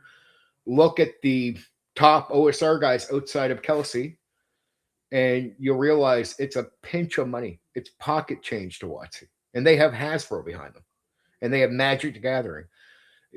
Pocket change is not the reason they're going to come back to you. And that's a company. WotC, Wizards of the Coast, is about money, right? They're about money. And so you can't really hate on them for going, where's the money? Well, obviously it's not with the old guys. And even if there is money with the old guys, the problem is there's not the old school doesn't unite. I put a post up today talking about it, but I really think this is true. Go look at the old school tabletop role-playing game content creators for like YouTube and whatnot. Here's what you'll notice. There's only so many guys that cross over to the chats. So when I say you got a smaller community and you got them splintered, and you even got a lot of the guys that are all in the same circle, some of them talk to each other, some of them don't, some of them are okay, but they're doing streams at the same time. And so this guy will have his group, this guy will have his stream and his group, this guy over here. So it's all fractured. When you go to Bob the Builder, Jenny D, Matt Mercer, Matt Colville, go to their chats, their viewers, and you'll notice the same people. Same people watch Bob the Builder as watch Jenny D. Same people watch Matt Colville as watch Matt Mercer. Why? Because they don't splinter. They don't have a fracture. And because of that, all boats rise. The audience overwhelms each one of their guys that they like. They're all showing up. Like you can find some, and I chat with some of the WotC people because I watch Matt Colville and even watch some of the Bob the Builder. It's just so easy to see the same people, the same people, the same people, the same people, because their audience doesn't have the walls between them. And they talk to each other like they all talk to each other. They're all good, and they don't attack each other. There's no negative attacking, no nothing. So they play to the wider majority, not a petty, hateful group, even amongst their own people. So if you're part of a smaller, hateful group amongst their people, you'll notice they're not talking to you at all. None of them are. They talk to the positive side. They all come together, and their audience is united. So you see the same people all over under the D&D content, under the Jenny D content, under the Bob the Builder content. Again, you go to our guys, and he has his group, but there's a few crossovers, and most of them are, say, for example, with the content creators doing videos, it's they're streaming at the same times. There's not good communication between them. Some of them talk, some of them don't talk at all.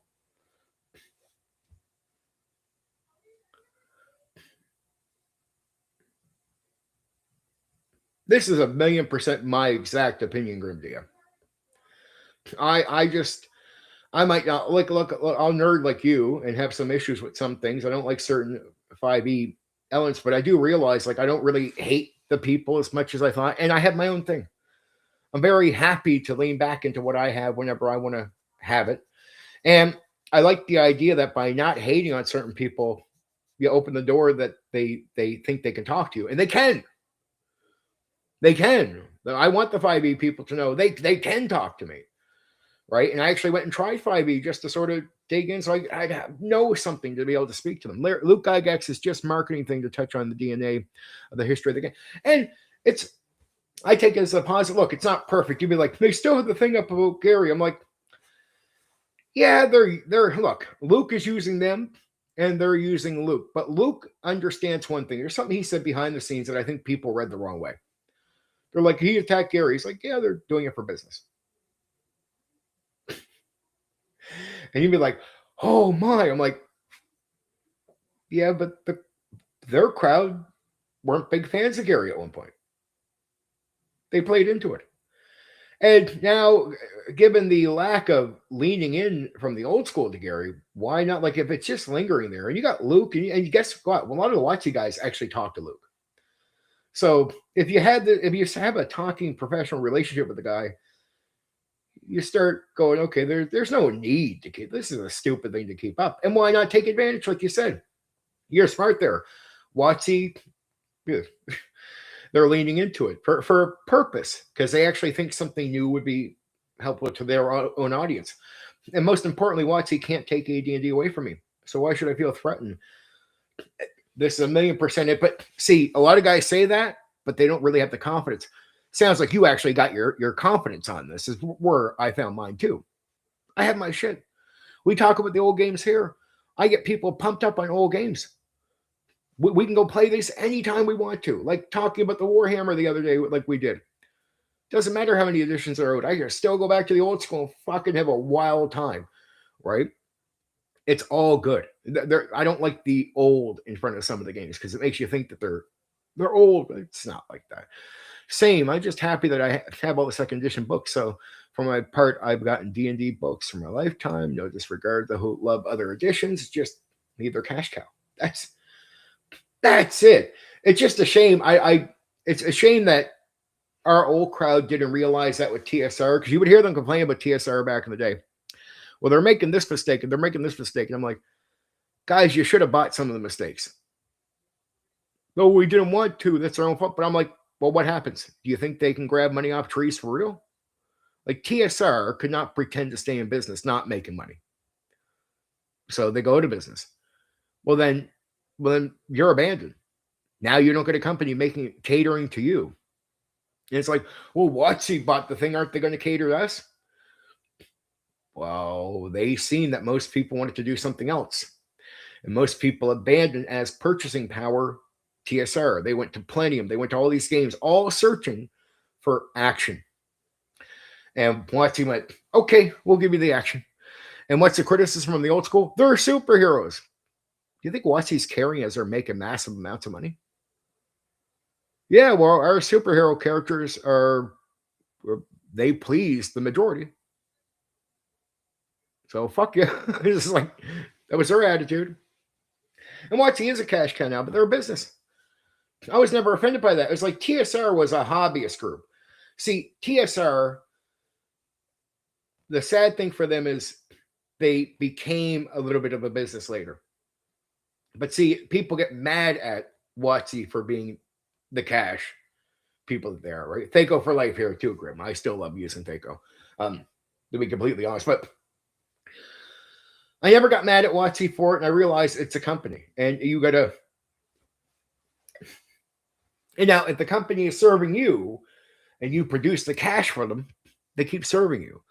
But in reality, second edition was not enough of a change, though.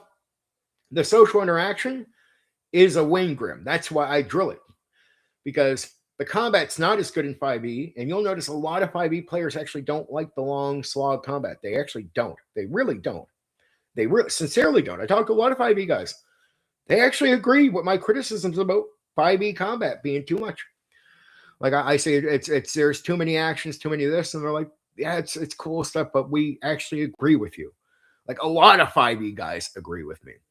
But do you want to know what appeals to a lot of these new players? It's another, and it appealed to them back then. That's the thing people I don't think realize. That's why Call of Cthulhu worked. It's the D&D world didn't get this early on. Call of Cthulhu worked because there was a lot of social interaction. So talking in character, not doing voices, but just talking, the social interaction sold. And now second edition tried to push it, but you've already lost your customer base before second edition really hits the market. Now, people say second edition failed. Well, I'm like, no, second edition didn't fail. When third edition came out, it stayed strong, competing with third edition for 8 years. Half the games you'd run into live, anywhere, online or in person, was second edition. It was third edition and second edition. Second edition got to the point where more people that would play it, they realized, oh, wow, we're actually talking in character here. We're doing some of the stuff that you didn't see happen often in dungeon crawling old school D&D. But it's Call of Cthulhu realized it. So if you don't want to do a bunch of the action enhancing, the one thing you could do, and this is what sort of AD&D would realize with the character development late in, like if you had somebody stay around for 10 months and develop a character, you could do that actually early. And the social interaction that leads to that, well, that sells. And I think the second edition guys somewhat understood that. You need to do the social interaction to develop the character early so you don't got to wait 8 or 10 months. But that social interaction worked for me as a DM. I'm pretty sure Black Rose knows what I mean. It's really effective. There was more talking in towns, more talking in the city, more social interaction overall. And being able to talk more with your character sells to a vast majority of people. Big time. Big time. I think more than people really understand. More than most actually understood. I think that's why Call of Cthulhu was super effective. It was easy to get into, but that wasn't only it, because Tunnels and Trolls was it, and that only got so many people. But why was Call of Cthulhu so effective? Talking. Black Rose, I know Black Rose knows what I mean. All second edition guys know what I mean. You did more social interaction with second edition than any edition before. And what you would find out is, and we had a lot of guys that came in, never played 1E, never played Beckme, never played original. They all came into second edition. And theater kids, once you finally introduce them to your game and they realize what you do, theater kids like it. They like second edition. They were still picky on the combat, but they could get over that. And combat was still your -10. So there is an ease up. If you use the -10 means they're not going to just grind away and die every single time. The combat would still be tough, but they wouldn't just instantly die at 0, just mash through characters all the time. Combine a little bit more survivability with more interaction, and we got a bunch of the guys that just were not into old school D&D suddenly going, yeah, we'll play second edition. We like how you're doing that. It's because it was different.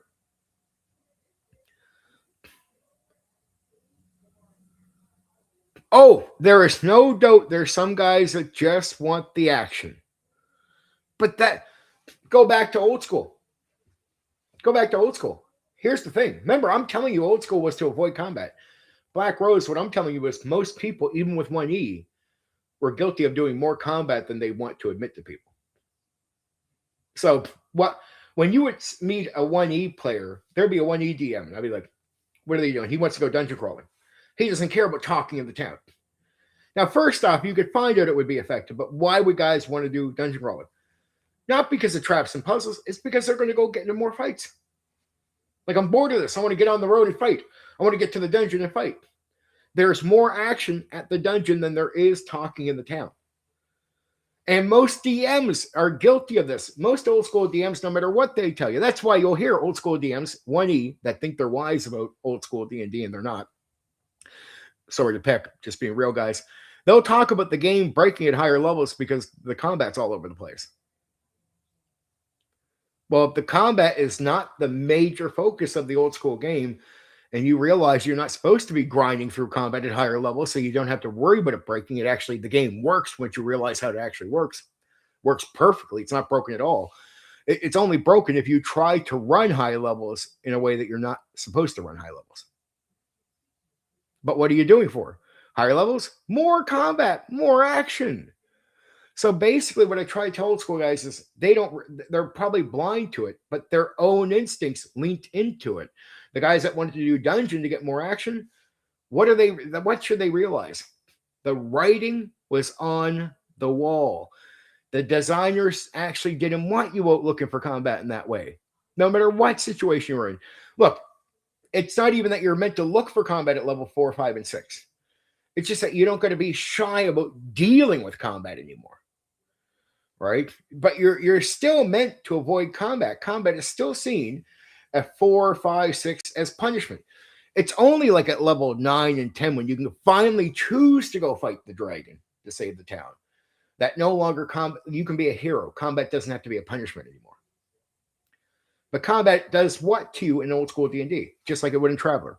Takes resources, takes hit points. And how does Traveler, a war gamer, how are they going to describe combat? They don't describe it as doing anything different to their players and characters that it would really do in D&D. It's diddly, but what's the main thing? It takes resources. It's the negatives, right? Even though you'll get something for doing it, it's the negatives. So it's considered a punishment by war gamers to get into the fighting. Do you think Gary Gygax didn't think the same thing? Combat is, hey, you can handle it more now, but it's punishment. But what happens when he started playing higher levels? Guys get into the game for more action. So when I look at WotC, I'd say this. We could have avoided WotC and just up the hit points a bit for AD&D. A small change on hit points for the early and later part of the game gives you more action, and you're playing AD&D instead of WotC. What a mind bender right there. Right. But I went to Dragon's Foot around 2000 or 2000, like maybe 3. I'll be honest. It's somewhere around there. And I mentioned that we should add some more hit points. And I got cursed out by the minority hobbyists that were the core of old school that were still around. Like they're just cursing me out for suggesting we put more hit points in. But I'm like, and I said this, I said, if we put more hit points in, we wouldn't need WotC. We could draw a lot of people. And I was pitching second edition's social interaction more. Now, again, like Black Rose said, there's still some people that just want the action, but you can get more action just by raising up the health bar a little bit. It doesn't destroy the game. You'd be like, does it destroy what the designers wanted? Yes. But does it destroy the game? No. What I mean is a bit more hit points simply means you can do a little bit more action safely at level 1 to level 3. But I would do this. I would eliminate training. And I would cut back on the treasure. Meaning you can get the treasure to level up. You can get some of the fights, but no more training. And you're not going to get the type of treasure you would get to pay for training. And it's still going to be a lot more than what the townsfolk make, but I would cut back. And that was my suggestion. Cut back on some of the treasure. The training, if you got more people taking action, that is training. You're training out in the field, so they can just let people upgrade through that. Skip the training, let people have more action, a few more hit points, and you're still doing it with the AD&D rules. And most of the guys, what they don't realize, as much as they were arguing, I'm like, what most of you are not admitting is you're trying to play more action. When even at level 4, 5, 6, you're meant to be avoiding action even then. Like combat is not a major focus of D&D, no matter what people think. It's combat is just, hey, there's threats, and we definitely enhance the threats, and we focus on those being threats here and all the consequences. But it's the same with Traveler. Traveler is a game about avoiding combat. You only do combat when you have to. And what does a war gamer tell you? Now, Grim DM and some of the other guys that come around on this will totally agree with me. You only do combat in a war game when you have to, especially Warhammer, where it's not about annihilation, it's about achieving objectives. You only do combat when you have to, and combat's not always about winning either, as we talked about with the Imperial Guard, right? So you only do combat when you have to, and combat's always dangerous. Combat is always sort of, as much as it can lead to a victory, it doesn't have to be the only way to victory, but it's definitely there. And combat can be considered a negative, almost like a punishment to what you're doing. And if you can be clever with combat, you can scare your enemies, you could outnumber, you could do all kinds of things that make combat better for you. But D&D was the same way. It just had tricks where you could scare the goblins enough to get them to run off instead of having to fight all the goblins. Right? Like, just when you think about all the strategy shit with wargamers, you get it, right?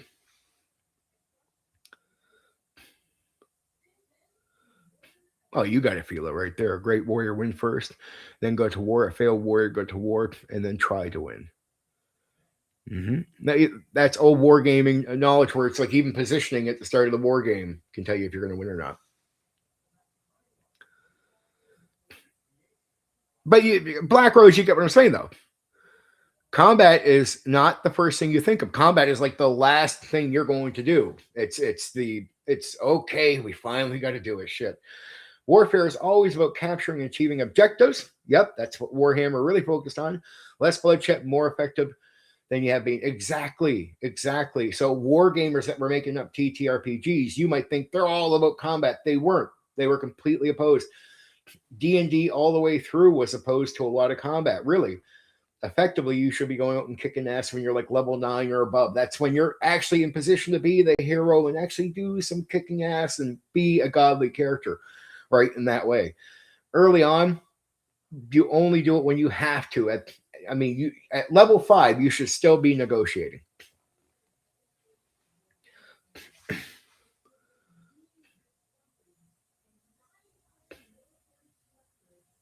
Oh yeah, adding on, but when you need to fight, you aim to win. Of course. And that's what you should be doing when you're fighting. It's like telling you about fighting the goblins or something. If you know you can break the line, attack the leader, right? Overwhelm. Take whatever weakness your enemy has, and guess what? You can rout the goblins just like you can rout the enemy in a war game, right? So again, combat's not a main focus. It is a very dangerous thing. Always seen that way by the war gamers, seen that way by the war gamers that made tabletop role-playing games. But in reality, here's the issue. The majority of the people that came into the hobby were not war gamers. Most war gamers turned away the tabletop role-playing game hobby. It wasn't their gimmick.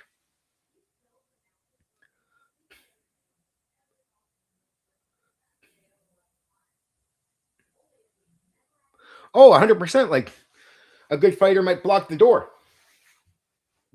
So it means he can't be surrounded. So he's in the doorway. Now the goblins can't surround him, but they also can't get to the wizard. So now one goblin gets to stand in front of him. He can cut him down easy. Right? You know what I mean? Like, it might even seem like sort of a weak move. Like now everyone gets to stand back and do cheap moves from behind him. The caster can cast a spell into the group of goblins that are in there. The door's blocked, so the goblins can't do much. Just sort of looks over the warrior's shoulder. Sleep. You get what I'm saying? Like, so there's all kinds of clever ways to do combat, and that should be what you're doing. It's almost like what you and Grim are saying. It's the cleverness of combat that becomes the major thing there. But combat, again, you shouldn't be careless. You should plan it out. You should have strategy, succeed. That's your aim, of course. But it's not like you go hunting for combat. That's not what D&D is. But the majority, we're not war gamers. So the majority that really came into the hobby, this is what Frank Metzger and Mulvey realized when they started developing the writing for D&D when they started really upgrading it. You realize the writing is not for wargamers. The writing is for who they realize is coming into the hobby. And most people weren't wargamers. They didn't have the strategy mind. They didn't. If they would have been wargamers if they appreciated that stuff. That's the silly part, right? They would have been wargamers. Instead, these were a lot of non-wargamers that watched action movies, played with toys, thought action, and wanted a game that could handle action. That's all it was. WotC, again, just catered to that. That's why they got so many people, right? Oh, yeah. And you can definitely teach some lessons. I think there's a balance between, like, of course, I think the smarter non-war players would definitely pick up on some strategy. And if they look for combat so carelessly, they get it aimed at them. They should. There's a balance, but I think TSR, if it would have stayed in business, if they would have tried to cater more to that and kept some balance in their approach, a little bit of the wargaming roots, with some acceptance that there was going to be people looking for action, I think the game overall, with some adjustments like the AD&D, especially second edition, would be better. Because then you definitely know you're going to get your action as a player that wants action, but you might not carelessly look for it. There's a balance. WotC, in my opinion, throws away a lot of balance. They have it where you can go in and look for the combat. And they don't make you pay a price for it all the time. Right? That's the thing. They go kick some ass. So I think TSR, if it could have stayed afloat, had a better mindset, but it's like you're overwhelming. You got to meet the majority in the middle. You can't keep trying to serve a minority. And they try to be interesting to get more people in, but I think they just missed about TSR. The staff members there, the people that worked on it, were as nerdy as their minority. They were hobbyists, like most of their old school, smaller audience, and at least the ones that stuck around. And that's a sad shame. I think they should have accepted. There's a bit of lean into action, but there's a good, wise way you could introduce it. Still get them action, but get them still playing smarter, at least slightly smarter than what WotC does. WotC has it where they can go kick ass. Now, WotC, you can flail and lose in the WotC games. I won't lie to you. As hard as it is to die in 5e, you could die in 5e. I mean, if you're really stupid, it could happen quite frequently, actually. Not that I like the combat, just slow slog, and it's too protective. It's too much, right? So to me, that's too much. I would have liked to have seen taking TSR wargaming roots, but understanding you need to lean a bit more in and meeting in the middle. The problem is a minority, our hobbyists, want the company to only serve them. And if they made an edition, like say a third edition, that put on more hit points and leaned into the wider crowd, the minority probably wouldn't purchase. They would not support TSR. And that's an issue because now I'd be like looking at the older crowd. Come on, guys. If you don't want WotC having it, fucking support this and shut your fucking mouth. Buy it and shut your fucking mouth. If not, you get the blue-haired, stupid fucking art, destroying of all your fucking themes later. Shit. At least if you buy it from this company and keep them afloat, they're not going to do that to the things that you love. Oh, ridiculous amount of hit points. But it's like what I said from the get-go, I really believe this, Philo. I get they're leaning into it, but they did it wrong. I just think if you're going to bother to lean into the reality of that, I would have liked to have seen it done the wiser way by TSR and that group of people. But the problem is they would say, and they'd be right, our current customers would not buy this, so it would probably hurt us before we could attract the bigger crowd. Like we would over the period of time, but if we put out a third edition accepting the reality of action, we have to have that minority purchase it. If not, we go to business anyway. So then it'd be up to the minority. Do you want to have TSR steady with D&D and have a company serving you? Or do you want to abandon them go to business? And guess what? Same routine. WotC buys it. Now all your shit's fucked. Now they might take your thing and destroy your whole thing on you. Right? So to me, it's if you have a grasp on it, keep it, right? Very important. I don't want to stick too much on D&D. Just do it because it's some of the recent videos. Like, see what I talked about recently.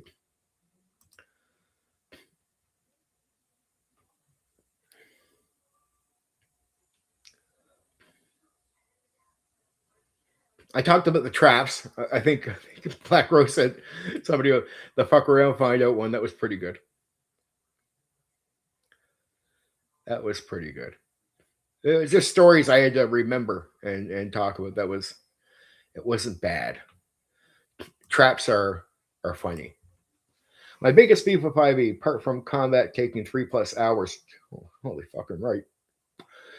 The insane amount of racial and class abilities is just too much. All kinds of flavor is given in its own rule. There's so many things they don't appreciate about the game because it is a game to the WotC. Again, this is where I agree with guys. Like it's a human with a suit on. But I'm like, it's again too bad TSR didn't lean a bit into this because they gave you the real thing. But it had to be eased up too. If you don't got a wargaming crowd and you don't got, if the majority of your people are not as invested, but you want them to invest a bit, I would have said some of these areas you could lean a little bit more into to get the thing where it's not like cosplaying an elf. But you read about the elf, and I'd be running the game for the majority. Do you know how many people couldn't play an elf for what an elf was meant to be? Most people. And these are most old school players. Forget WotC players. I mean, old school players. I mean, you might as well say they were cosplaying as much as WotC players were. They try to play an elf. Were they playing elf properly? No, they play a little bit of it, but no. So when you say WotC is doing cosplay elf, I'm like, yeah, but old school guys, a lot of them failed to play an elf or a dwarf or a dwarf. They sucked at it. I mean, other than some of the rules being sort of put on their head, and most guys threw the rules out. So whenever you would see these things like AD&D 1E, here's a great example. Almost every AD&D 1E DM that I met, do you use all the rules for the difference between men and women? No. Okay. Here's a common host rule. What about level limits on the races? Because they're special, and if you don't want them to have something more than humans, or what's the point of playing humans? You could say that, but most people dropped level limits. Most, not some, most. I'll be more interested in modern games or future settings like Gamma World. Monkey, you've only been following me for a bit. I hope you dig in because I got that Star Frontiers, Lord of Creations. I have to look into, but Star Frontiers I covered. So if you haven't checked out some of that, I got some of that covered. Also, know you talked about spy games. I did a bit of that when I was young too. That's why I'm going to talk about spy games at one point. Very good stuff. Yeah, I agree. A lot of. I like D&D because it was more accessible to players. And here's what I'd say about the side games. All side games were pretty interesting outside of Plendium. Plendium was more of a game you could get more players into, but a lot of side games were, if a lot of players that played in role-playing games, most of them weren't good for the side games. Like it wouldn't be a good experience. Like you get so many players that were just, I hate to say it this way, but half-assed. And the other side games like Pendragon, you can't carelessly play fucking Pendragon. I mean, in reality, you can't even carelessly play Call of Cthulhu. You got to get some people that give a shit about what they're doing. No matter how easy it is to get into, it's a game that you can completely collapse if you just fucking half pay attention. And I get that, Monkey. If you notice, I still put a defense up for it. I'm saying I rather the old school. And what I do is it's not about defending. In this case, it's about we get nowhere in the conversation if we're not real about it at the same time. So it's not like defending WotC. Here you hear me criticizing the combat and saying, they did the thing that appealed to the majority, but they did it wrong. I'm using terms like that. So I'm letting you know that I don't defend the way WotC went at this, right? But I get what they did. The writing was on the wall, is what I'm saying. So some of what they did was obvious, but it was terribly done. I wish it was TSR that recognized the reality of the wanting action more, because most people were playing to the action when the game was about avoiding action. For the most part, from level 1 to 9, especially second edition really taught me this well. Level 1 to 9 is about avoiding action, but most people find it thrilling. Most people like it. I like a little bit of action. But if you actually talk to Gary and them, like on Dragon Split, they tell you straight out, are you supposed to try to avoid as much combat as possible? I mean, even the fights you can win, avoid most of it, up to level 9. Yes. Like, so the designers were very clear on this. These were war gamers that expected strategy for you to outsmart your enemies. If you were going to have combat, don't waste resources. Be careful. Don't let it become a punishment to your character, but avoid most of it. Get treasure and then pay for training. That's why training. See, a lot of people just sort of gave up on training because what happened? They would go to the action part of the game, focus more on action to level up, right? And what happened to a lot of DMs? As much as some DMs did use training, 80% didn't use training at all. Even in AD&D 1, they dropped it. No training, you just go up a level. So you do all the action, and they'd be doing action all the time, and you'd be like, if you understood what the designers want, you'd realize you're watching the vast majority of AD&D 1E, second edition 2, just as guilty, BECME, and even OD&D, go to original guys, still looking for more combat. Not meant to be, but still wanted more action. So there was an instinct of wanting a more action, but it's, again, we go back to the way WotC did it, and it just, TSR never seen it. They never seen it. That was their issue. They just didn't pick up on it, and they didn't play to it. The staff and the people that worked at TSR more leaned, ironically, to their minority rather than to the majority, but they were making minor changes to try to get the majority to come in. It's just not enough. But I would have rather see TSR do something simple. And I think all of you would agree with this. A small hit point bump would lead you to more action. If the characters early on could take an extra hit or two, you get more action. And we've all done action in our games. We all know they can handle it. How do I do D&D puzzles and D&D riddles? Well, that's a variety of thing, dude. I don't just do it one way. It just depends on, how can I say? Like, I'm just thinking of ones I've actually used where it could be something simple, like it's collect information before you get there. So it could be somebody has told them something. So, like, say the seal on the door might have a certain code, might have a puzzle where you got to move things around to get into a room, like just to get past the door. It could be a basic thing. The door could be a trap if you don't do it right, meaning it could seal itself, or it could even open something around you where you fall in. The seal, it could be symbols, it could be words, it could be placing things inside. So there'd be a basic thing like that. I mean, you could do door puzzles. You can go into a room where to cross the room, you don't want to go at the center. You might want to go along the wall. You got to watch certain things. You got to watch where you step. If you wanted to get really corny about it, depending on how manufactured the place was, it could be like a checkerboard, and you got to watch where you step. You don't step on the wrong thing, but it's going to give you a hint all the way into where you should step, what blocks you should step on. And information was usually always available to get hints about how to put the thing in the door, or how to move the pieces around. Or it could be something where the room seals, but there's something in the middle of the room, like a chessboard almost. And you got to go over there and just, as long as you gather the right information, you move the pieces to a certain thing, right? I mean, I've had certain puzzles where there'd be like a ghostly figure inside the thing, and he'd have a game, and the whole group would have somebody represent, but they could talk to the guy representing, and they'd have one guy step up and have to play the game against the ghostly figure who might be a master of the game, right? So he's going to move in a certain way, have a certain order, and you got to know what he's going to do. So if you've gathered up the right information, you'll know that who this guy is. He was great at the game. He did this move. Yeah, so a variety of, like, it could be that type of thing. It could be that you're speaking to a disembodied voice and you're getting the riddles, like you say. And riddles can be a variety of things, themed. It could lead to like small traps, like filling the room up with water. If you say the wrong shit, right? You don't answer it right.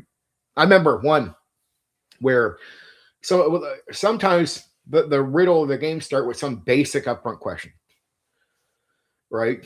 So it says if you go to this place, it's about finding yourself.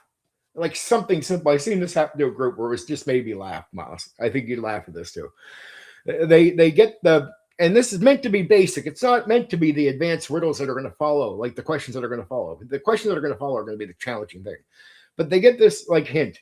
They get people telling them if you go there, it's all about finding who you are. That's what they say. You go there to find yourself. You see things written. If you go here to go find yourself, and I'll give the hint. I'll have it said more 3 or 4 times, and you get there, and you'll get the basic question. So why are you here? And you're meant to get it right, but it's like that starting. It's like the millionaire easy upfront question. The answer's already been drilled to you.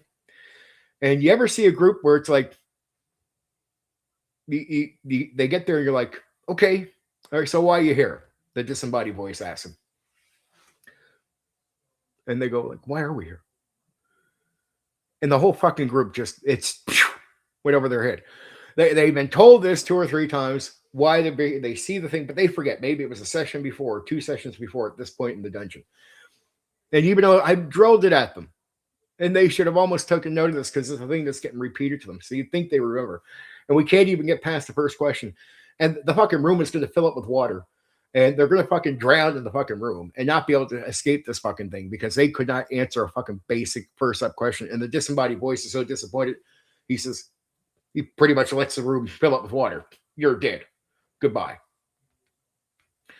Had a group of characters actually have that happen to them. It was just a group of just not having the fucking smart fucking take the initiative player up front. It's been like 3 sessions in.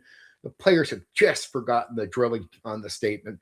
And the disembodied voice will just not let them pass go on the first question. And it's meant to be the easy one.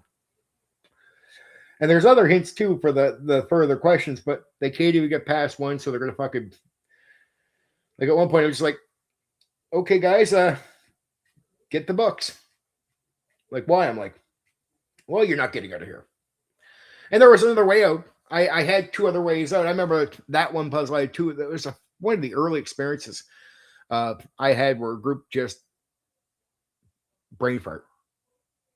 So it's like, okay. I had 2 other ways to get out, but they just didn't figure it out.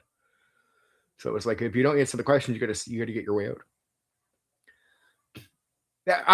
Man, it was funny for me, and even had the disembodied voice like getting like sarcastic, like, this one's the easy question, guys. And so when the disembodied voice starts poking you, right, verbally, they should have. Here's what they did: they wasted their time not knowing and trying to figure out the answer instead of going, okay, if we don't know the answer, they should have made a quick decision. Is there another way out of this room? They could have asked for a delay too. That's another thing they didn't know. They didn't know that they could actually ask for more time, but they had to ask, and I couldn't hint that at them. They have to ask. But Philo gets it right away.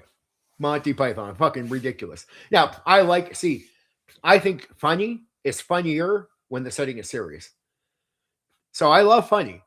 Don't ever get it wrong, but I don't like gonzo funny. I like funny where it's, look, you're in a serious world, you're in the serious thing, but the funny thing happens anyway. To me, in a serious setting, when the funny shit happens, it's even funnier, right? It's even funnier, right? And the holy hand grenade. They could have got out. If they would have asked for more time, they could have used it to either try to get out if they couldn't figure out the answer. They could have started trying to look right away. But by the time they decided, man, we'll try to look for a way out, the water's like up to their fucking knees. Oh my God, Jesus Christ. So they start looking out. Like at one point, I'm just like, grab the books. I'm like, why? Because at a certain point, it hit the ceiling. I'm like, okay, you guys want to get the books? Or do I even asked them? I said, if you want, you won't like me, but we could finish. We could role play this out. Like, you know what I mean? I could role play them drowning. I remember doing a zombie game because I'm so good at getting players' heads. This would fuck their heads up. Every player that played my zombie game, I made up a zombie game to run for people. Just made it up because I was already on like my third type of game, and I decided to use the rules to make a zombie game. And when it would get down to the zombies going through the process of eating you alive, players would get up and just it would fuck with their heads. They'd walk away from the table. They'd not walk away to the point they couldn't hear me. Just they were so like, oh no, it's happening because they knew I'd role play every detail out of them getting eaten to death, and I was inside their minds. Understand, they are inside, and they're happy to be in that type of where I can get inside their heads and play to their imagination. But it also means they're really, really invested, like to the point where when they get to the zombie eating them alive part, holy fuck, it was not good. They hated it. Squirming players, right? And I mean, very intelligent guys too that would really invest into my game. So I was really happy I can get some really fucking super intelligent guys that would invest that way. They like how I ran it. Guys that were much smarter than me, but they just knew on the activity of running the game I was good. So I'd have them invest it, and we go to the eat part, and they know I'm going to fucking go over it. There's no easy out. I'm going to go over every detail with them, and they're fucking, yeah. They know they would do everything to avoid that part. Everything. Every player wanted to avoid that part. Sci-fi stuff I liked because it's easier to bring something to life, like a world, like a fantasy, when you can get inside someone's mind with the imagination, and you're I would say I'm okay at it. Good. I'm good, not okay. I'm good. When you get inside someone's mind, then you can get them to see the alien. You can get them to see this, and you got to add little things in, like atmosphere is so important. Like coming out on a rainy day, remind them it's like like little things like atmosphere is so important to how you take anything in, and minor things, because what a lot of game masters don't realize is minor things are minor manipulations of the imagination. So you can say you come out and tell them they smell the wetness, like the wet grass. They feel the shower, like little sprinkles hitting them. Like you might think that's a minor thing to say to people, but it's not. It's not. Like even the darkness of a background, the purple lights in the back, the neon. If you're in some like futuristic thing, like doing some cyberpunk shit, it's minor things are effective. Don't just assume your players are taking the scene in that way. Don't assume. Set atmosphere. Set in minor ways. You don't get to. Whenever I hear DMs giving descriptions or game masters giving descriptions, I'm just like, just don't long wind anything, man. Because here's what I find out: a little bit, you'll paint your imagination up better than I could with a long description. So giving you a long description of anything means nothing. First off, I look at giving you the details about a room, for example, if you're looking at a room. And then I'll add some minor things in there. Maybe the smell of the room, though that's important. All about setting a bit of an atmosphere with the details.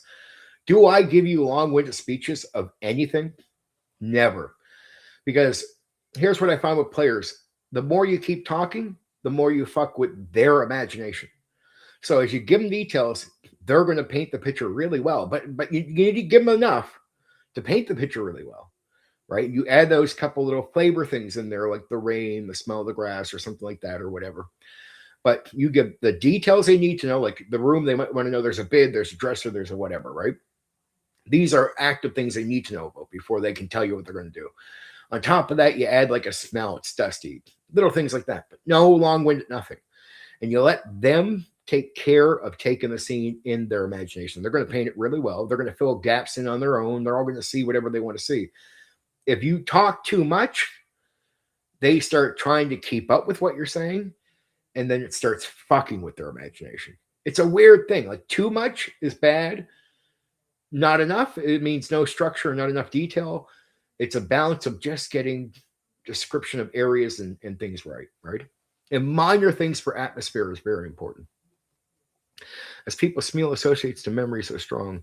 Describing smells engages centuries, people can instantly associate with the scenario. Like, yeah, and you're giving them realistic things, of course. You're like you're getting it exactly.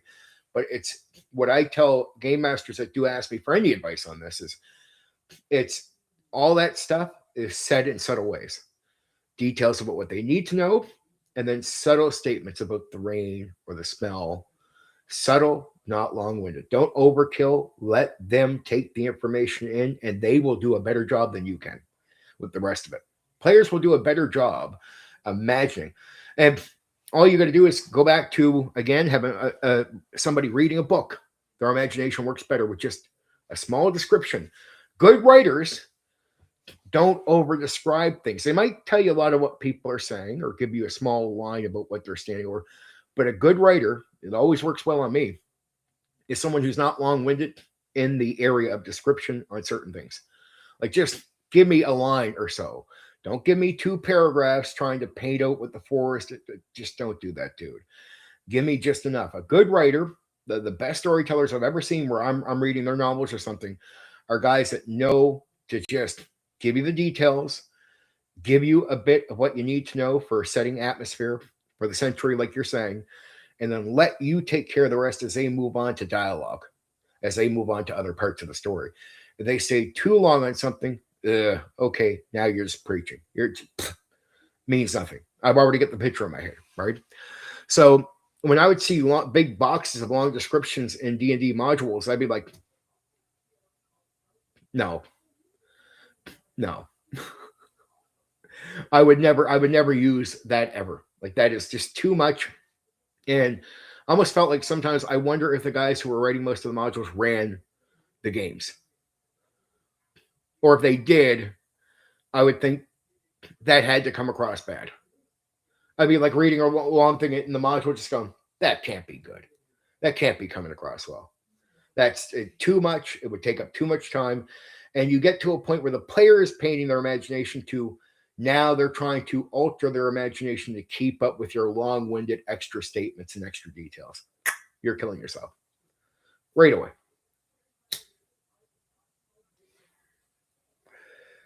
It's a lot of stuff is interesting, but the activity of game mastering is so more minute than people think it is.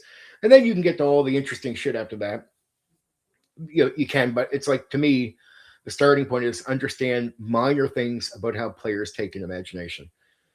Not long-winded details, but like you said, it's that sensory stuff. It's the minor things they can relate with. Boom, you hit them with it. Not too long. I just repeat that just to drill the point, right? to drill the point. But this stuff all works. And see, I like neutral advice like that because the type of stuff I'm telling you now works in any game. Like you're going to have to give descriptions in all tabletop role-playing games. So it's not like I'm just talking about D&D. A lot of stuff I'm saying here, anybody who's played any game or even prefers plenty of them, I don't care what you're into. There's nothing I'm saying here that wouldn't be effective for you to hear. Unless you're so like Grim DM has experience, so he gets it right away. It's not like I'd have to advise him, but he gets it.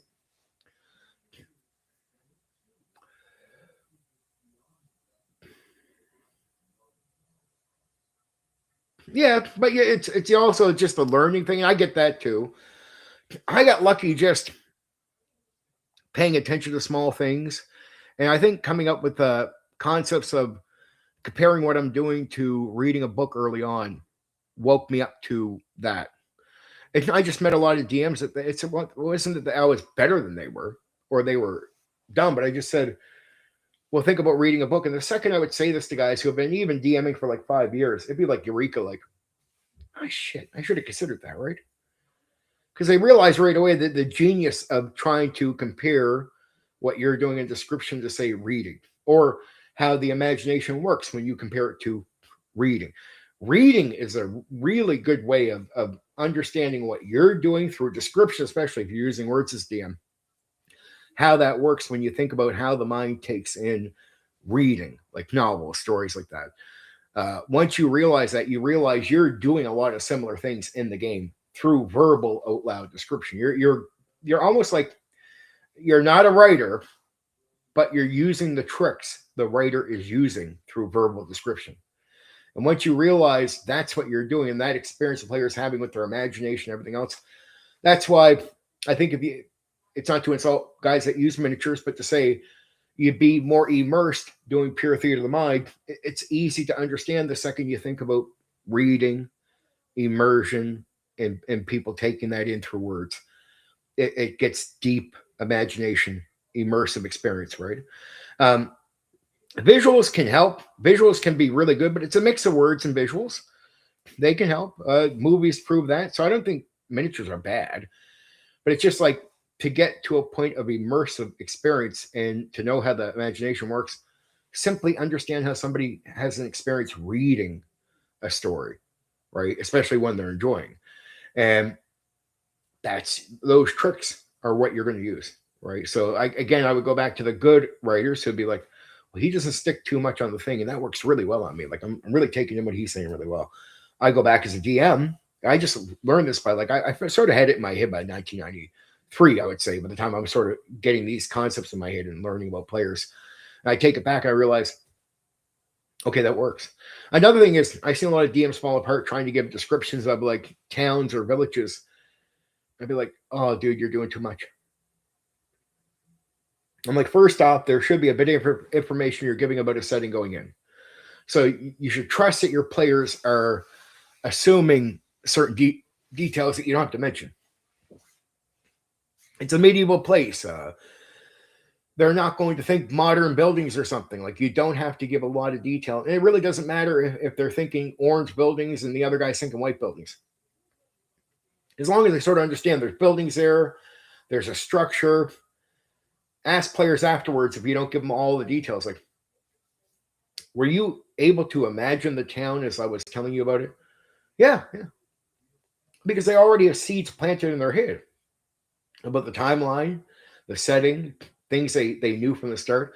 So there's already all kinds of seeds in their head that tell them most likely what kind of place they're in.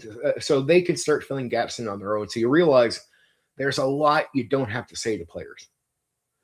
And especially if you're communicating what a place is like when you're walking into it, players can just pick up on that and go, okay, there's a lot of other details you now no longer need to give me about certain rooms or certain places here. And they can easily just start filling that in on their own, right? Easy. I'm not done yet, but we're over 2 hours. I hope everyone's enjoyed tonight. I don't know how tonight's going. I'm trying to answer everyone.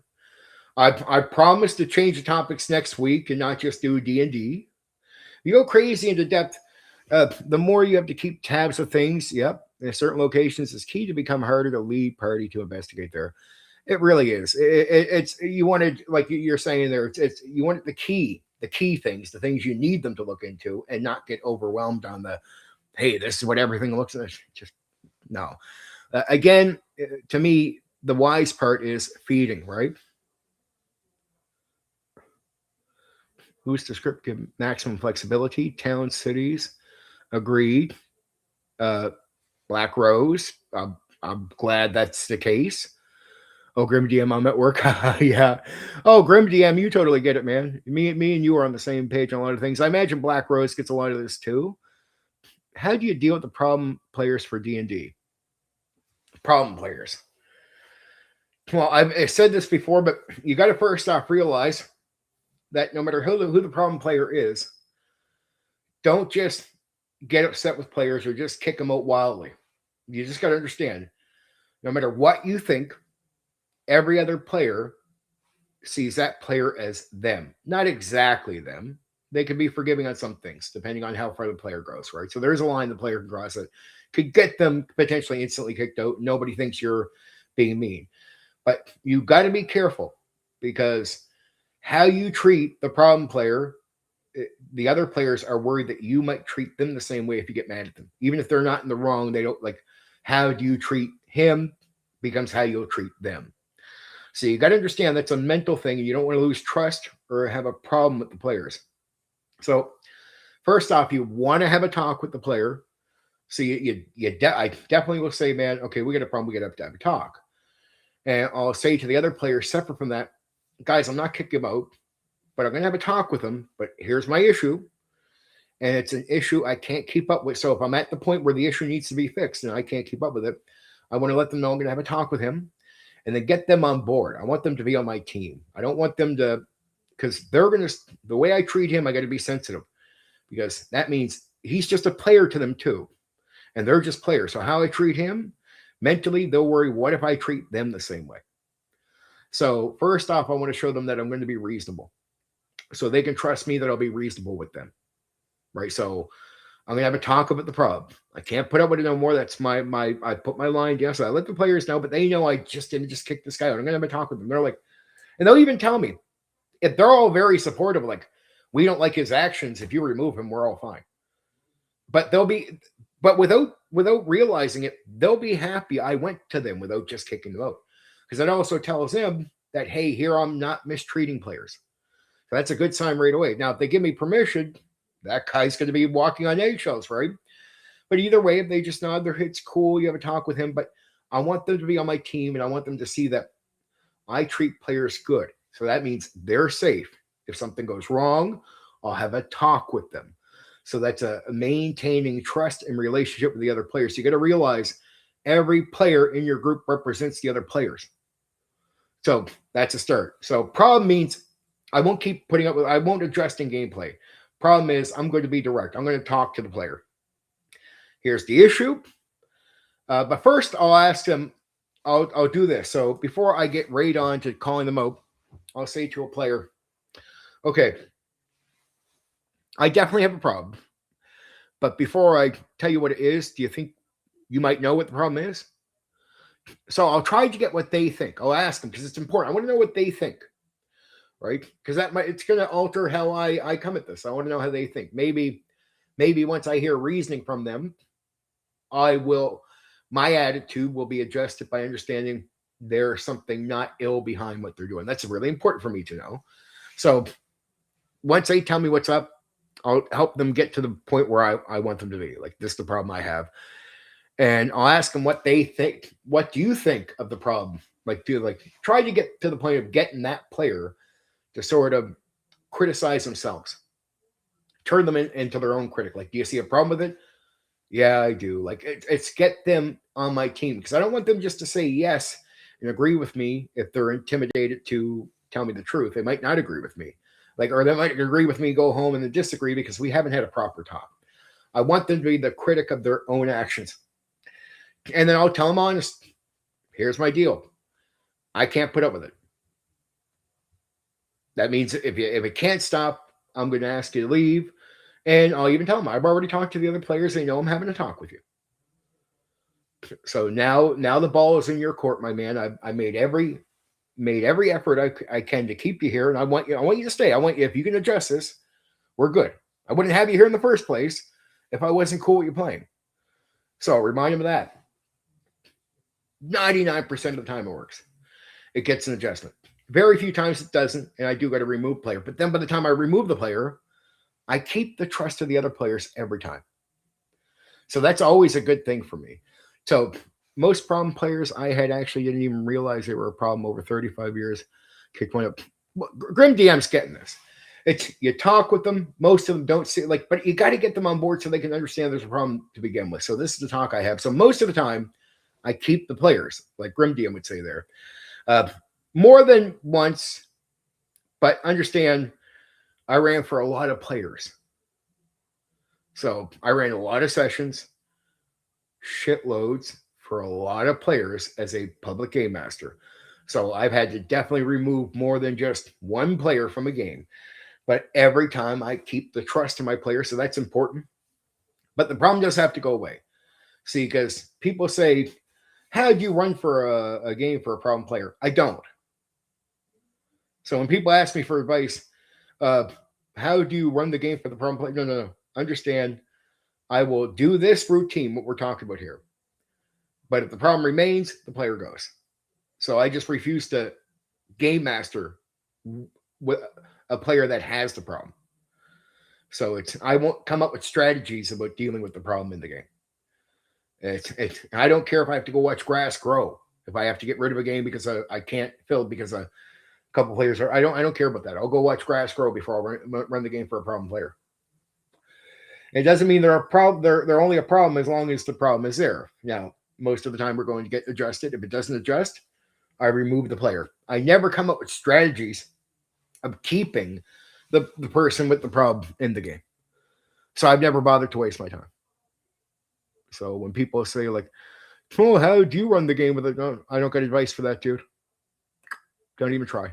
I don't even try. Uh, we got a problem that either goes away or you go away. That's to the player, right? But I do it as fair as I can. I can't do it any more kinder or sweeter than the routine I tell you about. And I understand mentally that the other players do watch how I'm treating a player like that.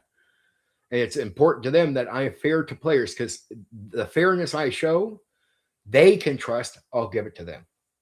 And like Grim is saying, most people don't even know they're a problem. And so I want players to know that if we can get rid of it, which is what I'd rather, I don't have a player in the game in the first place who I want to remove to begin with. So if I already accepted you in the game, obviously I want to get rid of the issue to keep you there. Now, there are certain lines, somebody can get up and scream, like really cross a line where,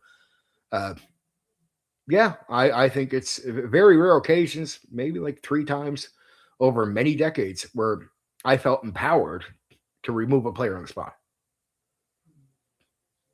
Okay, you crossed the line, you're gone.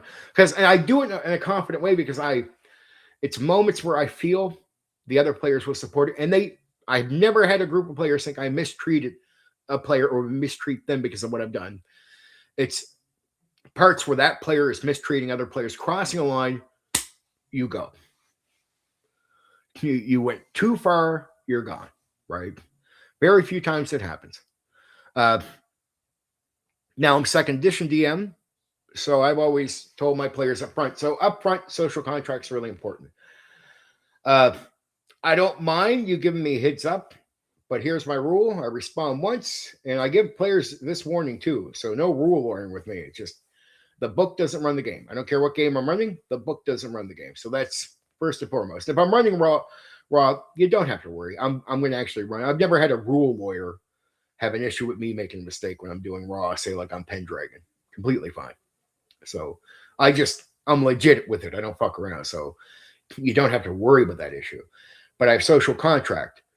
I run the game. The book doesn't have authority over me. So that's usually the social contract. And where I let players know, if you play rule lawyer, like if you bring something up, that's fine. It's not rule lawyer to me. It's okay to bring something up, but I have one thing. If I give you a response, unless I continue the conversation, that's it, and we move on. If I feel there could be further conversation, but it's not going to happen then, we could talk about it more after the session. The response I expect from players, yes, go along with it. But I build up trust with them. So it's not like I have players that think I'm half-assed to begin with. So it's never been a problem for me. But I've always told players up front, if I give you an answer and you keep going on, you'll get one warning. Do that again, you're out of my game. So no rule lawyer, because the book doesn't run the game. I do.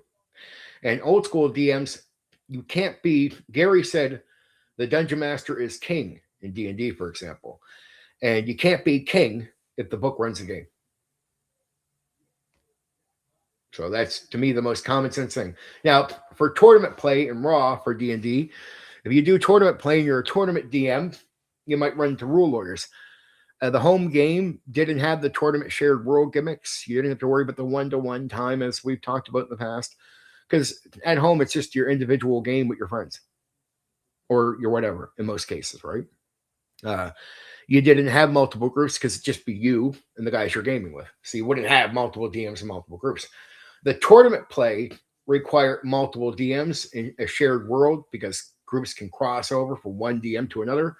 So all the shared world and one-to-one timing stuff, it's all to do with tournament play. And tournament play got picked up again by groups like Darfar Online, which had a much bigger, like, I look at the Pro OSR and I'm like, you guys are not even 25% the size of a group like Darfar. Like, you're not even close. Like, your following doesn't even touch on them.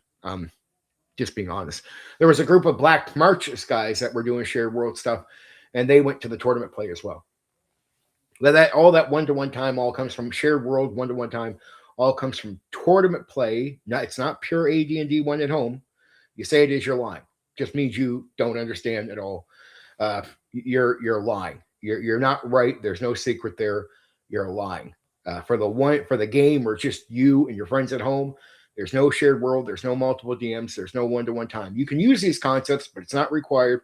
The one-to-one time and the shared world concept was to make sure one group going to the same dungeon didn't go in and be able to get the same gold. It was to give realistic time passage. It was to, and here's what Gary thought: the majority of the game would be done in tournament play, public play. Want to know why they thought public play was going to be the main thing? I'm trying to tell the guys at home for many years. The staff at TSR realized the majority of people that played the game were public people. Because what they found is a lot of the nerds that wanted to play their game didn't have friends, didn't have groups that were built in. So the tournament play, and that's where the majority of people are playing. As a public DM, I know this. The majority of people were in public. 10% maybe played at home with their friends. So I know there's a lot of YouTubers in that are guys that played at home with their friends, but I'm like, you guys represent like less than 10% of the people that had experience with real old school. Most people did public gaming. Now, again, you can do public gaming like me, but I'm still running it more like the guy at home because I'm just one DM with one group. So I'm not doing the shared world gimmick. Tournament play was your one-to-one time and your shared world gimmick. So to make sure that was all solidly worked realistically, because that's where Gary wanted the game to be, was tournament play, he made the one-to-one time thing. It was all to keep track and make that realistic. When you see the Bro OSR guys talk about one-to-one time, what they don't realize, they'll be like, that's AD&D 1E. It's raw. I'm like, no, that's tournament play AD&D 1E raw. At home, that is not the game that you're required to play. And the at-home game is as real AD&D 1E as tournament play. So it's just two different styles. Both are official styles. Both are officially AD&D 1E. If you say the at-home guy playing with his friends without the one-to-one time is not playing legit AD&D 1E, you're fucking full of shit. You know nothing about old school fucking D&D, and you know nothing about AD&D 1E. That is legit. 1 fucking $1,000,000% real AD&D 1E. So don't tell a player at home or a DM at home with his friends that he's not doing it right because he's not using one-to-one time. He's doing it 1 fucking $1,000,000% right. Period. End of fucking story. That's it. That's official at home AD&D 1E. It's as official as the tournament play. The bros, as they would say on here, the bros they use tournament play. That's all they're doing. And the tournament play has been done more advanced than them. Guys have done it for decades before Jeffro came around, not picking on these guys, but they were doing one-to-one. They changed how one-to-one does. So even some of the stuff that the bros do is not TSR style. They'll say that's really how TSR meant it. Nope. Go to official tournament style and read TSR's actual material on one-to-one. And then look at the bro style written out in detail. Just write out what the bros actually do. And then write out exactly, like take all the official writing material on TSR. And you'll notice they don't match. So there's no secret there. There's no secret discovered. TSR, official AD&D one-to-one timing in shared world is different than the bros. The bros haven't figured out what AD&D 1E is actually is. Actually, they have an alternative. It's not officially AD&D 1E. What they're doing is not official AD&D 1E. It's a host rules version of tournament. So the bros do a host rules version, not raw. So when they promote raw, I sort of laugh at them. They're like, raw rules is written. I'm like, but you don't do raw, because if you did raw, your style is not raw. Rules as written is loose, right? You don't do loose. Because you don't do loose, you're not doing raw rules as written. You're doing a host rules version of one-to-one timing and all this, the shared world. You're doing a host rules version of it. And that's your version is not official TSR version. It's not official AD&D 1E version. And I'm not picking, but I did a whole video covering all this where I did TSR versus bros. And the bros credit me. The bros that I really do talk to, all listened to the video and came out of it saying, you never lied. I said, exactly. And if you go read the TSR material, and I compared the two, they're not the same. So rules as written is not what the bros do. The bros do host ruled 1E, AD&D, tournament style. I covered tournament style as it is written. Raw rules as written. TSR raw rules as written is not what the bro OSR does at all. So if you ever hear these guys going, it's like, no, not at all. But I hope, Miles, that gives you an idea of how I deal with problem players. And I would say my way is a wise way. You should not torture. Like if you have a problem player, you shouldn't actually keep running the game with the problem. So I would never advise that. But I hope that would help not just you, Miles, but anybody, that explanation of dealing with players, and to realize mentally that in a lot of cases, you got to watch how you treat one player, even the problem player, because that player still represents the other people too. And a lot of people take it in. If you're willing to mistreat this guy, you'll lose trust with them because they think you might treat them that way. So how you treat people is really important. Now, again, there is the extreme cross the line shit. And if they extremely cross the line, well, you'll know it. I don't have to tell you when it happens. And I'm pretty sure everybody here, Black Rose, Grim DM, your common sense will tell you this, and you'll understand exactly what I'm saying, even if I don't give details here. There's a line where if they got up shooting their fucking mouth off, treated people in a certain way, and you said, man, you got to calm down, and they're like, no, fuck you. They're gone. They're gone. That's not I don't have to have a talk with you. You just screamed at a player. You're telling me to go fuck myself. Okay, there's your walking ticket right there, kiddo. You're gone. I don't have to talk to the other players, and I'm guaranteeing, I promise you, the other players will side with me, and they won't think I just mistreat players because of that. Like that is a get out of the second that guy talks to other players and talks to me like that, that's a get out of jail free card for me. I don't have to worry about the players losing trust with them or them thinking I would mistreat them. That's a get out of jail free card right there. Now you're gone. That's beyond the problem. That's you just acting like an idiot. If you act like an idiot, you're gone. Now, rule lawyer stuff too. Don't rule lawyer. Not in a way that is a bad thing to the game. Look, you can assist, but understand you can't fuck with flow. So to a rule lawyer, I tell every player, I am the game master. I manage flow of the game. You don't. So don't fuck with that.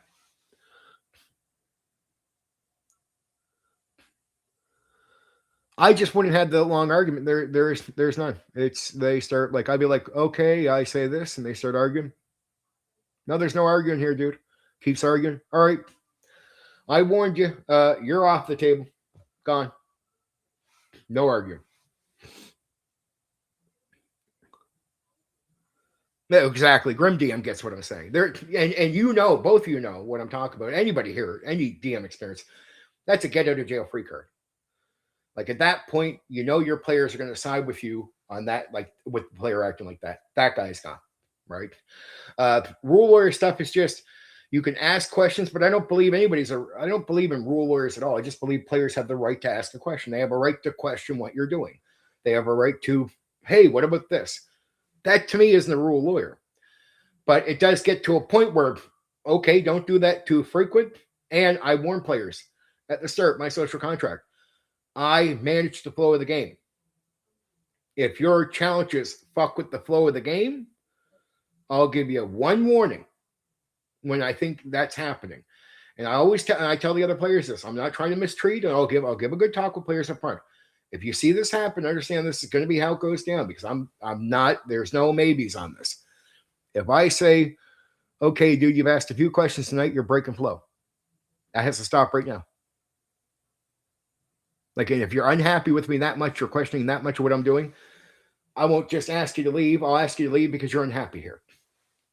Because if you're questioning me that much, that means you're not happy with the way I'm doing things. So, and if you have a DM that you feel you need to correct that much, which I know I'm not that type of DM, so if you think you have a DM that you need to correct that much, you need to go find another game, another DM. So don't fuck with the flow. Don't ever fuck with the flow. I don't care what you call yourself, rule lawyer or nothing. I manage the flow. Asking a question and me answering it doesn't fuck with the flow. That's fine. Everybody has a right to question or challenge and get a response. Get a response from me. And maybe, in some cases, if I think it's a worthy challenge, we take an extra minute to talk about it. And I think I'm handling it. It's a good thing. I feel like it's a good thing to talk about that. And it won't fuck with the flow because I can get back if I want. Then I'll say, well, what about this? I'll I'll tell them if I extend talking, we could talk for a second. But if I say, okay, that's it. That's it. There is no, oh, no, long nothing. I don't care if you're my friend at home, you're gone. Oh, there are, because you want to know what? People, guys don't know how, like, what I learned early was how to be an authority, proper authority as a DM. And I knew where I stood. Like, if I have friends at home, understand, you'll be out of my game too. And I said, I'm a public DM, so if I ever had friends come over and join the game, they knew right away. And they even knew that I kicked them out first before other people. My personal friends would know that. Be like, Steven will make an example out of me before he makes an example out of the rest of you. My personal friends would know that right away. Like, they know there's more pressure on them to get it right. And they would know that about me right away. Like, fucking Steve, I've been his friend for fucking 15 years. He'll put my ass out of this fucking table before he'll put your stranger ass out of the table. He'll be more reasonable with you than he will be with me. My personal friends would know that, right? So it's just establishing authority.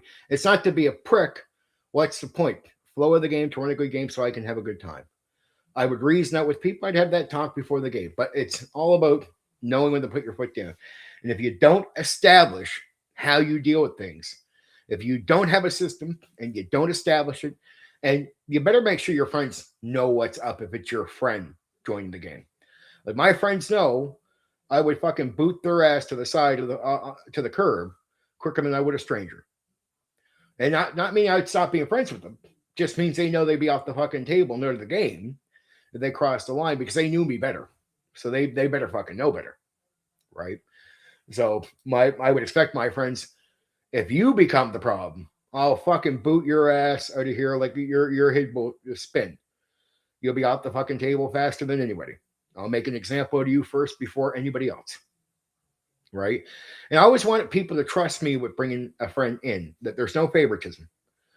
Right? There's no favoritism with me.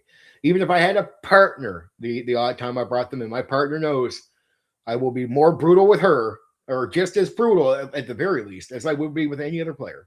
As far as not a problem, because I knew my partners wouldn't, but it'd be like the harshness of not protecting a character. You're not getting favoritism at all. I hear just alarms too. Yeah, guys, it's just about over 2.5 hours. I hope we all had fun. Next week, I'll definitely come up with some other topics. Now, before I head out, before you all start saying goodbye to me instantly here, we'll get to that in a second. Let me tell you what's coming up. All the good stuff coming up. Okay. So this Saturday is Chivalry and Sorcery. Sunday is Middle Earth role-playing. And then, here's how quick it is. It's Saturday is Chivalry and Sorcery, Middle Earth, and I'll come with some other topics, I promise, just our first go. Then it will be a Tuesday off script again. And after that, before the weekend, we'll hit Space Opera on the Thursday. So next Thursday will be Space Opera after the off script. And then the following weekend will be Bushido and my birthday. So not this weekend, it's not my birthday. Next weekend is my birthday. And I'll be covering a very popular game, Shadowrun.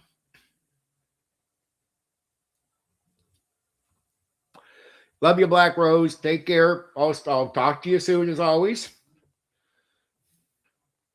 Bert was my first RPG as a player and a GM. Some people like it. That's like GURPS. That's an up and down one for a lot of people. For the Middle Earth role playing, I like Middle Earth role playing. I retweet it, as they would say on Twitter. Samwise Tim does a pretty good review of Middle Earth role playing. It's from years ago. I think like fucking 19 years ago. Jeez, because he's an old man now. He was a young fella back in the day. But Samwise Tim did a coverage. Yes, Grim DM. Yes, I am going to go. So you guys got the coverage. You know the deal. May 3rd is my birthday. I'm covering a very popular game, Shadowrun. Weekend will be kicking some ass. Chivalry and Sorcery. And then Merp, as Philo was talking about here. So I hope you're around for that Merp, or for that Philo, because I know you'll have something to say, which will be effective. I always want people here that know what's up.